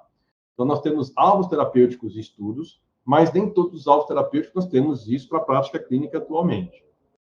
Então, do ponto de vista clínico, prático, hoje, nós temos os medicamentos que fazem, vamos dizer assim, eles têm uma ação inibindo uma enzima chamada acetilcolinesterase. Então, o objetivo do tratamento que nós temos hoje em dia, mais clássico do Alzheimer, é aumentar a quantidade de acetilcolina na fenda sináptica, tentando promover, então, um processo de ativação maior do tecido cerebral. Nós temos três medicamentos, donepezila, a galantamina e vastigmina, tá? E temos uma outra medicação, que é a memantina, que é um antagonista dos receptores glutamatérgicos antilimideais. Então, ele bloqueia, então, a ação do glutamato do neurônio, tá? Então, essas 3 medicações são indicadas para doença do tipo Alzheimer de forma leve e moderada e também grave. A memantina mais para formas moderadas a grave e avançada da doença, tá? Então, aqui só para mostrar um pouquinho sobre essas medicações, que são inibidoras da acetilcolinesterase, tá? Tratamos em conjunto alguns sintomas neuropsiquiátricos que o paciente possa vir a ter. Então, se o paciente tem uma ansiedade, vamos tratar como ansiolítico. Se tiver um surto psicótico, tratamos com antipsicóticos. E é muito importante essa análise desses pacientes, porque, às vezes, o paciente está estável do ponto de vista de doença, mas está com dificuldade de dormir, está com uma certa ansiedade. Então, isso é muito importante, tá? E é muito importante que nenhuma intervenção nutracêutica ainda foi tão assim, mostrou-se uma eficácia robusta, tá, para tratamento no que diz respeito do Alzheimer. Por exemplo, ginkgo biloba, né? A gente não tem uma eficácia ainda muito efetiva nos estudos científicos para o tratamento da doença de Alzheimer com ela, por exemplo, né? Tá? E aqui, só para vocês terem uma noção, quantas medicações nós temos aí em estudos. Isso aqui é um artigo de 2021, medicações que estão sendo estudadas para tratamento da doença de Alzheimer, tá? Nós tivemos em 2021, agora em junho, a autorização dessa medicação chamada aducanumab. Essa medicação, ela foi aprovada pelo órgão regulamentador dos Estados Unidos, o FDA. Ela já existe nos Estados Unidos, aqui no Brasil ainda não foi liberado pelo órgão regulador aqui do Brasil. Mas nos Estados Unidos, essa medicação já existe. Ela é um anticorpo monoclonal contra a proteína beta-amiloide, tá? E ela deve ser indicada em casos de pacientes de diagnóstico de Alzheimer bem precoce mesmo. Tem uma outra medicação, que é esse lecanemab, que está também, que já foi aprovada na fase 3, já foi finalizado esse estudo em fase 3, que mostrou benefício, reduzindo a progressão da demência, da doença, em torno de 27% dos casos. Então, é uma medicação também, um anticorpo monoclonal contra a proteína beta-amiloide. E, assim, existem tratamentos, então, que podem ser potencialmente promissores no futuro próximo. Essa medicação, o lecanemab, provavelmente deve estar sendo liberado pelo FDA esse ano, muito provavelmente. Então, são opções assim, interessantes para nós tratarmos nossos pacientes. Tá? Então, assim, em última análise, um coquetel de drogas que visam cineticamente diferentes elementos da complexa fisiopatologia de doença de Alzheimer pode ser necessário para tratar a doença. Eu acho que, no meu ponto de vista, no futuro próximo, talvez aí o tratamento de Alzheimer seja um coquetel, vamos dizer assim, de medicamentos para alvos específicos do ponto de vista médico. É lógico que a reabilitação neuropsicológica tem seu papel importante, com certeza. A análise neuropsicológica para nos ajudar no diagnóstico e no acompanhamento do paciente, além da reabilitação neuropsicológica, para que juntos, além da educação, além do educador físico, da fisioterapeuta, da análise terapêutica ocupacional, para que a gente possa ter um desfecho adequado aos nossos pacientes. Tá? Então, é assim que eu vejo. Eu acho que talvez isso possa ser um futuro dos pacientes do Alzheimer com relação ao tratamento, né? A gente já sabe que esses pacientes, eles são polimedicados para outras situações, né? Pressão alta, diabetes, colesterol, e muitas vezes, às vezes, isso pode acontecer, essa polifarmácia com os pacientes, e até mesmo pelo fato de ter possibilidades de medicamentos diferentes, que acho que vão surgir isso nos próximos anos. Então, é isso. Essa foi minha breve exposição. Falar de Alzheimer em 25 minutos é um desafio bastante, bastante grande, né? Mas a mensagem é essa, né? Lembrar que é um diagnóstico, muitas vezes, que a gente precisa acompanhar o paciente. Às vezes, a gente faz um diagnóstico de um comprometimento cognitivo leve, e aí a análise neuropsicológica, ela pode nos ajudar nesse ponto também. E o segmento desse doente, ele é muito importante, que muitas vezes a gente consegue documentar uma conversão para um quadro de demência de Alzheimer propriamente dito, precocemente. E esses biomarcadores que a gente está usando, por exemplo, agora o líquor, a imagem da cabeça, né, do crânio, ressonância, PET, que podem nos ajudar no diagnóstico precoce com os biomarcadores e com esses medicamentos que estão surgindo novos. Quanto mais precocemente o tratamento for instituído, melhor para os pacientes, menor a progressão da doença, um desfecho desfavorável para formas mais graves da doença. Eu vou interromper aqui o compartilhamento. Tudo bem. Doutor, muito obrigado pela explanação, foi muito bem diretiva, né? Eu aqui poderia ficar ouvindo horas sobre, né? Devido aos esclarecimentos. Pessoal, pode ir preparando as perguntas aí para os nossos convidados, enquanto vocês preparam aí, eu já vou abrir para alguns já perguntar. Tá? Eu gostaria de agradecer a Rosânia Lemos, a Selma Mendes e a Faz Consultoria, eu não sei se é assim que se fala, mas que já compartilharam nossa roda de conversa, já curtiram lá, já estão junto com a gente ali no Instagram também, tá ok? Alguém gostaria de iniciar alguma pergunta? Já tem algum direcionamento para quem gostaria de perguntar? Enquanto vocês se preparam para as perguntas, eu gostaria de ouvir da Jaqueline, que eu perguntei em outro momento, só que aí já continuamos com outros assuntos. Jaqueline, sua primeira vez, como que foi aí, falar um pouco sobre Alzheimer, com a gente da associação? Oi, está sendo uma experiência muito gratificante, como eu já tinha dito. É um assunto de extrema importância, né? E a gente tem que trazer isso mesmo para a sociedade, para conhecer mais sobre esse assunto, de que forma que é tratado, né? Está sendo muito bom, estou adorando. Flávia? Oi. Voltou meu som? Sim, já voltou. Ah, que bom. Com vocês, somos a primeira vez, né, Otávio? Falando sobre essa temática muito importante, né?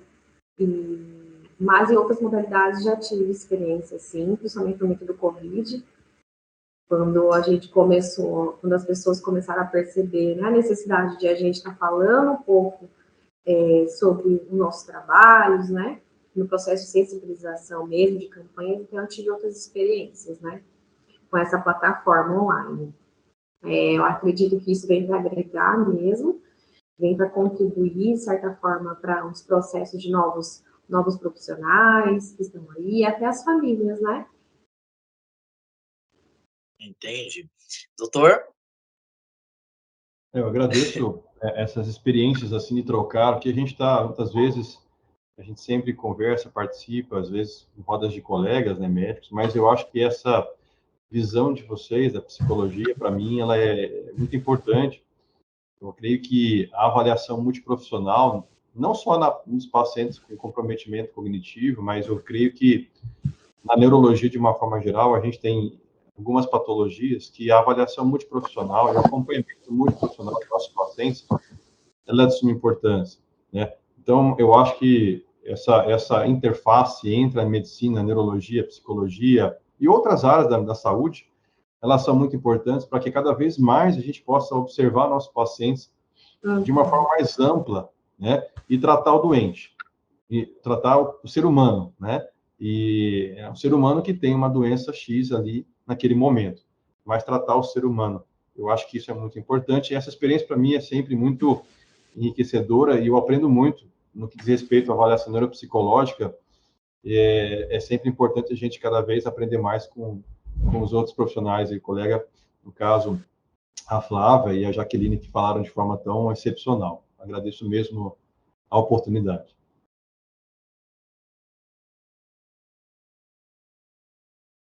Está sem som. Pessoal, agora vamos abrir para vocês que estão nos assistindo aí agora, atentamente. Quem gostaria de perguntar, falar alguma coisa, explanar, fica à vontade. Mas quando um iniciar, o outro já desliga o áudio, por gentileza, para a gente ir controlando, tá? Teria alguém que teria alguma dúvida?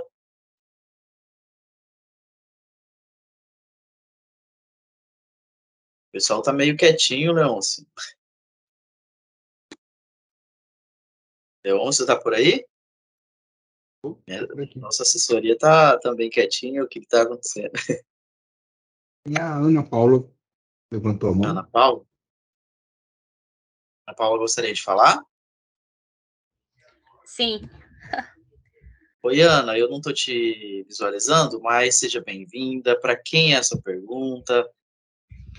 Na verdade, é só para ressaltar o que o doutor comentou aí, que eu sou, primeiro, desculpa, boa noite, sou estudante de psicologia, estou no 3º semestre acadêmica da Faculdade Unifama, aqui de Guarantã do Norte, e é um prazer, né, ter esse conhecimento. Acredito que o doutor falou uma fala maravilhosa, que é o que a gente descobre desde o 1º semestre, a importância do trabalho do psicólogo. Né? Até outro dia, a professora comentava, a gente não tem um bisturi nas mãos, mas operamos o cérebro dos nossos pacientes, né? Ajudamos. E ver nesse aspecto, né? A pessoa vai perdendo, né? Eu tenho a minha avó, ela não tem o Alzheimer avançado, mas está começando. Então, a gente vê essa dificuldade, a família fica sempre naquela, eu faço o que eu posso, o que eu não posso estar fazendo. Então, ter um acompanhamento psicológico não só para o paciente, mas a família, desenvolve-se tudo melhor, né? Prolonga a vida do paciente, vamos dizer assim, a vida realmente vivida, não aquela passagem, né? Mas a vida, você dá uma qualidade para ela. E, é claro, a família também. Então, assim, vendo os profissionais, os colegas falando, se Deus quiser, daqui a 3 anos, colegas, né, de profissão, é um imenso prazer fazer parte disso tudo. Que bom, Ana Paula, que você tem essa visão. Que bom que esse evento contribuiu de alguma forma. Eu vi que você ficou emocionada, né? A gente fica mesmo, porque imagina, a gente ter alguém próximo passando por tudo isso, porque a teoria é uma coisa, né? Na prática, é totalmente diferente esse processo. A gente tem que ter um maior cuidado. Jaqueline, eu vi que ficou ali também. Você fica à vontade se quiser explanar alguma coisa, Jaqueline.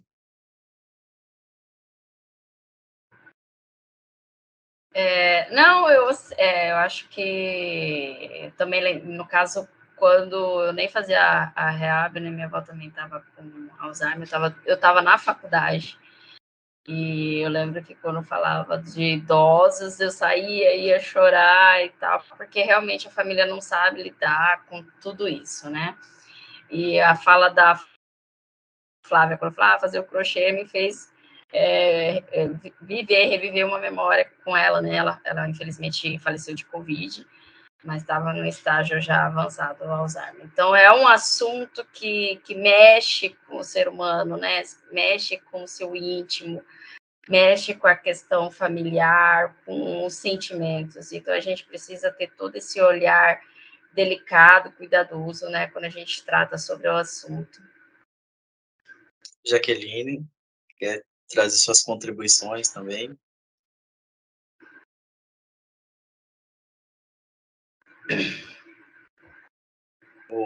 A Flávia, acho que eu falei isso, é Flávia. Sim, sim, realmente é uma situação muito delicada, né? Primeiramente, eu já acompanhei alguns pacientes domiciliar, né, e até em hospital, seja por outras demências também, que eu pude a experiência de acompanhar, e realmente é um cansaço emocional e físico muito profundo. E esse assunto é muito velado, né? Então, a gente acredito eu tentei trazer algo assim que a gente pudesse ser mais esclarecedora.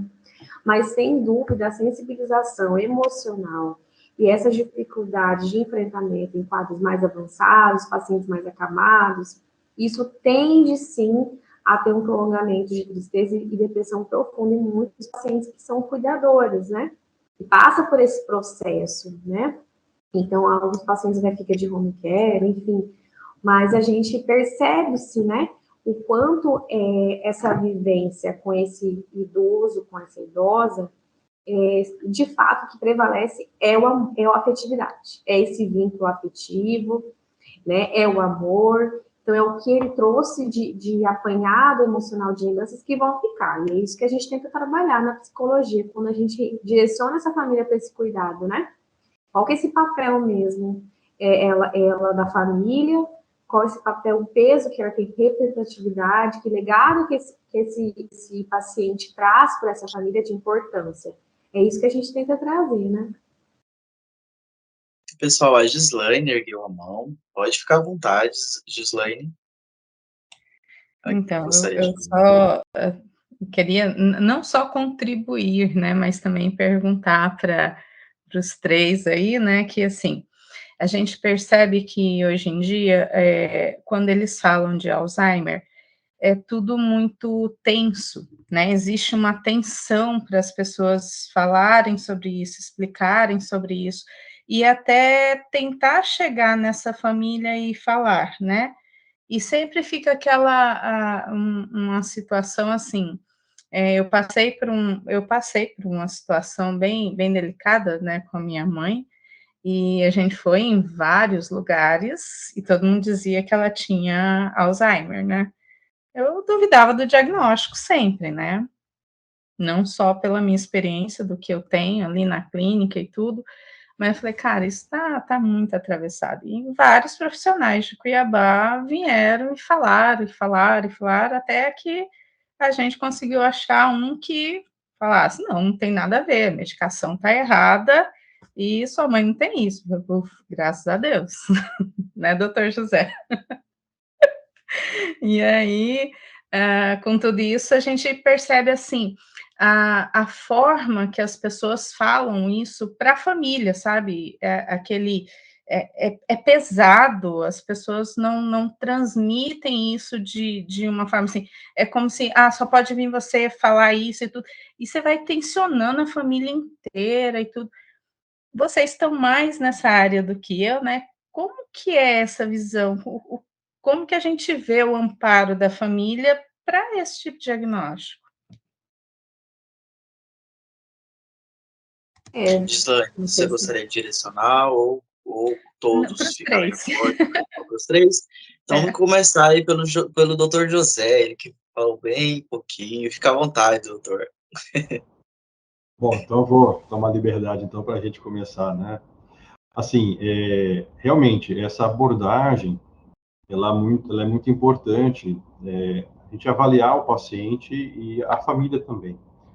Mas um comentário que eu gosto de dizer que para os alunos é que nós precisamos investir tempo aos nossos pacientes. Então, muitas vezes, quando o paciente, às vezes, passa por inúmeros profissionais e vem um diagnóstico que muitas vezes pode ser equivocado ou até mesmo precipitado, muitas vezes é porque não teve uma avaliação cognitiva. E muitas vezes, na dúvida, né? Olha, não sei, vamos observar, daqui a um tempo retorna. Ou então a avaliação neuropsicológica pode nos auxiliar em alguns pontos. Então, eu creio que muitas vezes o médico tem aquela ânsia de dar o diagnóstico, né? De forma imediata. Mas nem sempre a gente vai ter o diagnóstico de uma forma imediata, né? A gente precisa, muitas vezes, repensar algumas coisas, né? Rever algumas situações, e isso é muito importante. Então, e como eu disse, analisar o paciente, ver o paciente, a ânsia do paciente, e da mesma forma a ansiedade, a preocupação dos familiares, né? E ensinar, passar orientação para os familiares como abordar isso, como isso deve ser levado, como deve se comportar os pacientes, os familiares nesse momento. Muitas vezes o paciente ali está passando por situações que não é porque ele quer, né? E muitas vezes a gente precisa desse suporte psicológico, é muito importante, porque a gente precisa também não só cuidar do nosso doente, do paciente em si, mas também dos familiares. É muito comum a gente ver isso, os pacientes que estão ali, às vezes eles estão esquecidos, no caso do contexto da doença de Alzheimer, eles esquecem que para eles está tudo bem, né? Mas muitas vezes o cuidador sofre, porque às vezes o cuidador, que é um parente próximo, já viu o paciente numa outra situação anteriormente, normal, saudável, né? Sem prejuízo funcional e cognitivo. E vivendo agora uma outra realidade. Então, isso é muito difícil. E, às vezes, o acompanhante entra numa situação de depressão, de angústia, de tristeza, né? Porque muitas vezes não sabe como lidar com essa situação. Então, a sugestão, sempre a orientação que eu faço, é que a gente, médicos, os colegas médicos, nós avaliemos os pacientes com tranquilidade, com calma, sem pressa, né? Às vezes, 1, 2 visitas, 3, às vezes, para a gente poder fechar um diagnóstico com tranquilidade. E a importância de, muitas vezes, não só tratar com remédio, né? Mas também tratar com a presença, com a orientação. Isso é muito significativo na minha prática clínica, no meu ponto de vista.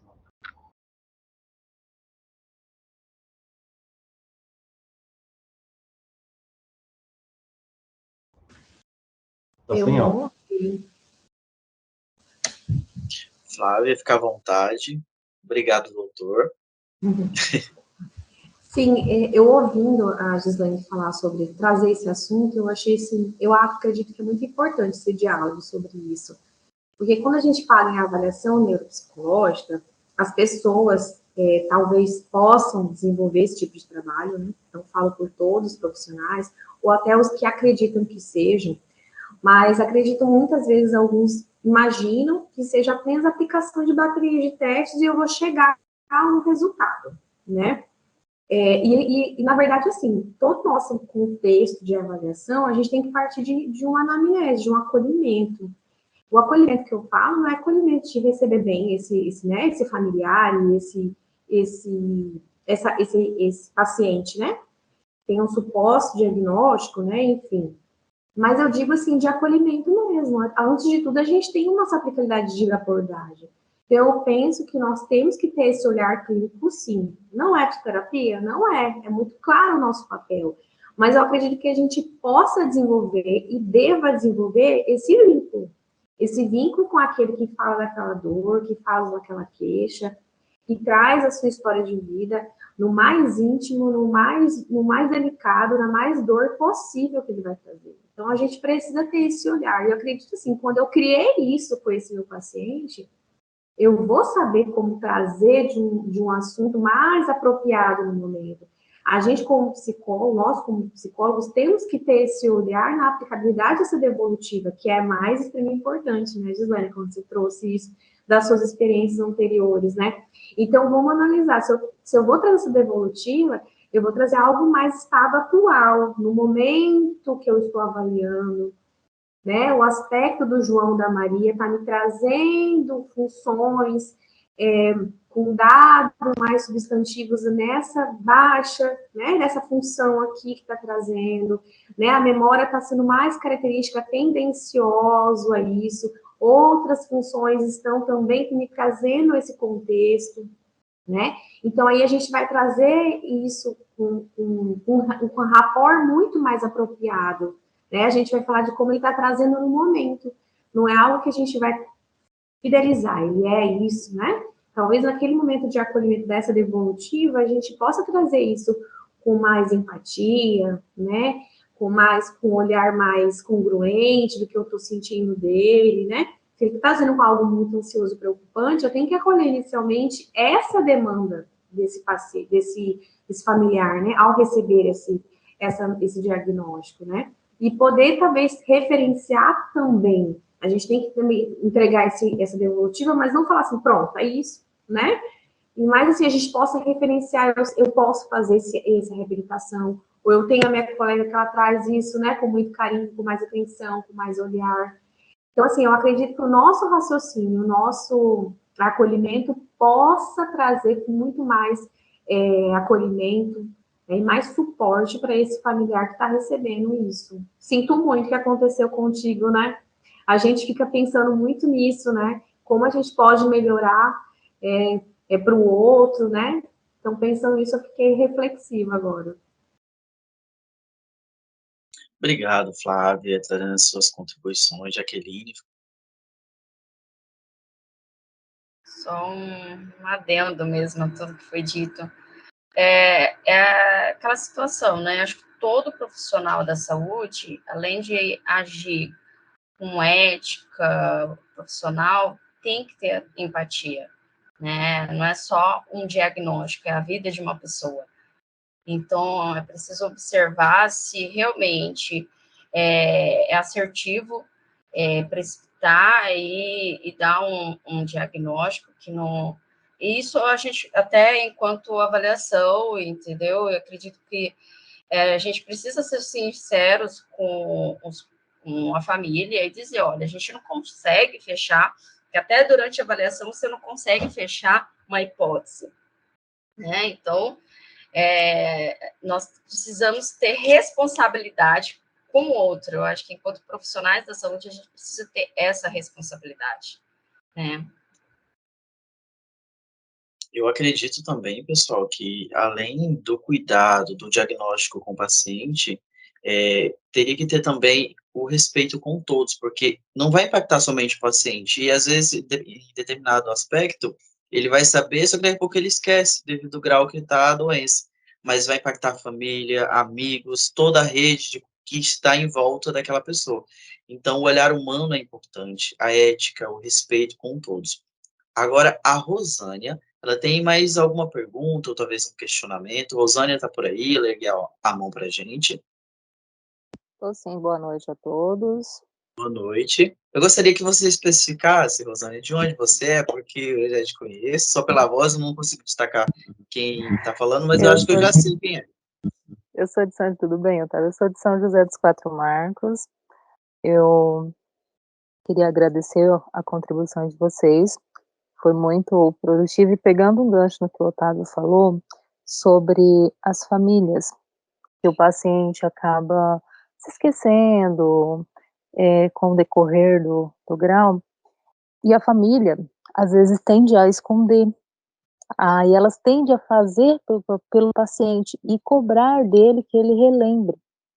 Infelizmente, quando não tem esse amparo, e profissionais da área médica que têm essa junta disciplinar, tem essa empatia de fazer a junção, infelizmente fica a desejar. Conheço alguns casos assim, e inclusive hereditário, que a filha desenvolveu com uma idade precoce, e não aceitável, não da mãe e nem a dela. Aí aquele transtorno e sofrimento. Mas o mais eu não tenho perguntas, eu só queria contribuir, eu agradeço. Eu vou reformular. O que vocês fariam na situação dessa? Flávia, a pergunta vai para você.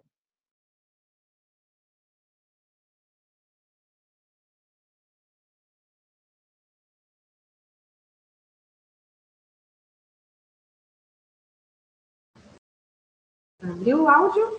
Foi?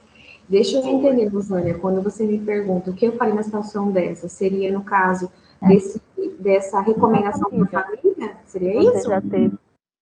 Sim, nesse sentido, e se você já teve algum caso semelhante a esse, se você já presenciou alguma coisa nesse sentido.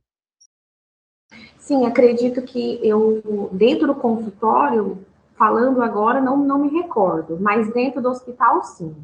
Porque acredito eu que as famílias que estavam acompanhando eram um paciente já acamado, né? Mas ele reconhecia alguns membros familiares, verbalizava, tinha uma linguagem ainda pouco comunicativa, né?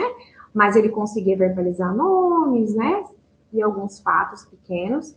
Então, a família desempenhava funções para ele, que era atividade diária, como escovar o dente, dar a comida na boca, né? trocava a fralda, então ele ficava completamente à demanda, né? Limitado das funções ativas. E aí havia essa cobrança, mas pelo cansaço físico de estar ali, né, desempenhando essa função, que em casa ele tinha mais ajuda e suporte de outros, né, tipo os outros irmãos, os filhos, os netos, e naquele momento de hospitalização tinha uma redução para fazer as trocas de acompanhante, porque a gente estava vivendo um período mais ou menos pandêmico, então não poderia ter tantas trocas. Então, nessa questão aconteceu, né? Nesse momento fatídico, mas dentro de outras esferas em casa, não relatou nada assim. Nem os outros familiares, quando a gente conseguiu pedir a troca, pelo cansaço físico e emocional que estava desempenhando, pelos medos de estar numa unidade hospitalar do Covid, né? Mas dentro do consultório eu não me recordo. Mas pode acontecer, né?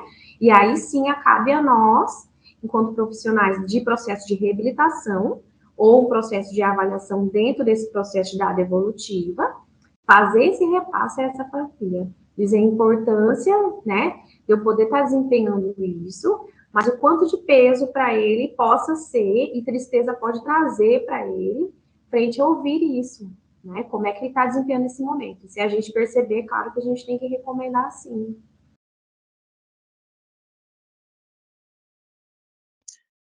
Obrigado, Rosânia, lá de São José dos Quatro Marcos. Flávia, o pessoal, já estamos nos encaminhando para os nossos minutos finais. Não temos mais tempo para perguntas. Eu gostaria que os nossos palestrantes deixassem as suas contribuições finais também, iniciando ali pelo doutor José. Fique à vontade. Bom, eu gostaria mais uma vez de agradecer pelo convite para participarmos dessa roda de conversa sobre a doença de Alzheimer, né? E dizer que ainda assim, por mais que seja uma doença que foi descrita em 1917, né, inicialmente, de alguma forma ainda assim é um diagnóstico, uma doença que ela é, vamos dizer assim, recentemente ainda em conhecimento, né? E é um desafio muito grande para nós na medicina e eu acredito para todos os profissionais que atendem os pacientes com esse diagnóstico, né? E então sempre muito importante a gente participar de situações, de momentos como esse que nós estamos participando, para que a gente possa sempre enriquecer o nosso conhecimento e entender sobre a doença em si, e sempre lembrando que a gente atende, a gente trabalha, a gente cuida de pessoas, né? De pessoas que estão passando por essa situação, doença, e além delas, os cuidadores, né? Então, fica aí minha sugestão, minha orientação com relação a isso, né? E a gente tem que observar o paciente como um todo e muitas vezes ali analisar quais são as dificuldades. Eu agradeço mais uma vez. Um abraço a todos, né? Muito obrigado. Nós que agradecemos sua participação, foi de grande valia, trouxe muito conhecimento a respeito do tema proposto para todos, né? Jaqueline, fique à vontade. Eu gostaria de agradecer a todos.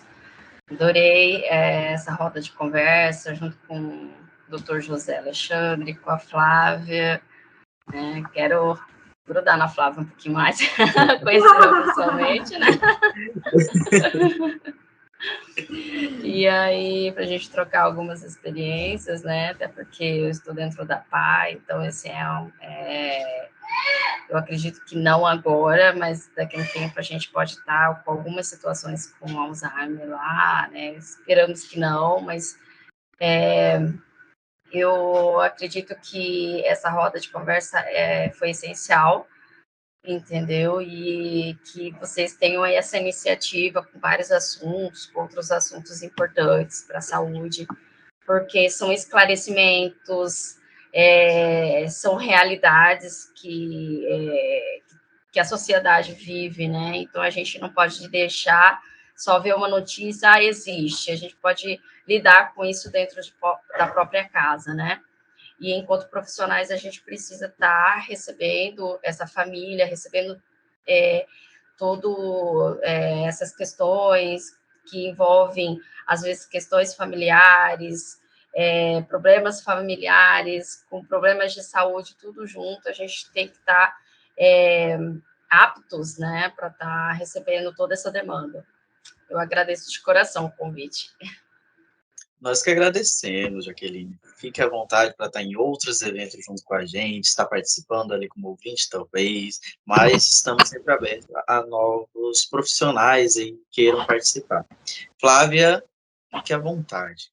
Na verdade, realmente, eu vou falar basicamente de agradecimento. Acredito que foi muito válido estar com vocês, conhecer pessoalmente Jaqueline, conhecer pessoalmente o Sr. José.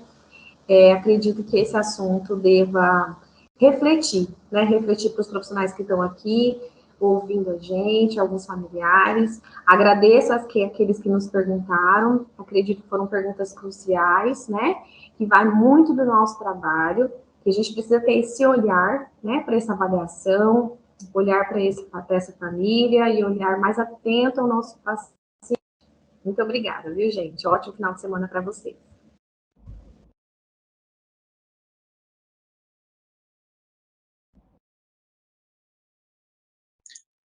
Nós que agradecemos a todos vocês, pessoal. Então, chegamos ao fim de mais uma roda de conversa. A Associação de Psicologia do Estado de Mato Grosso agradece a todos que estiveram neste evento, aos nossos palestrantes, aos convidados, a todos os ouvintes. Eu sou Otávio Caldas, presidente da Associação de Psicologia do Estado. Não se esqueçam de se inscrever no nosso canal no YouTube, ver todos os nossos conteúdos, ouvir o podcast dos acadêmicos de psicologia. Nós temos um podcast onde eles entrevistam psicólogos, psicólogas, profissionais de outras áreas, e é muito enriquecedor ver as dúvidas dos acadêmicos. Pessoal, até a próxima, e essa foi mais uma roda de conversa, Fevereiro Roxo, tema Alzheimer. Tchau, tchau, pessoal. Até uma próxima. Até mais. Tchau, tchau. Até mais. Tchau, tchau. Tchau, tchau. Até mais.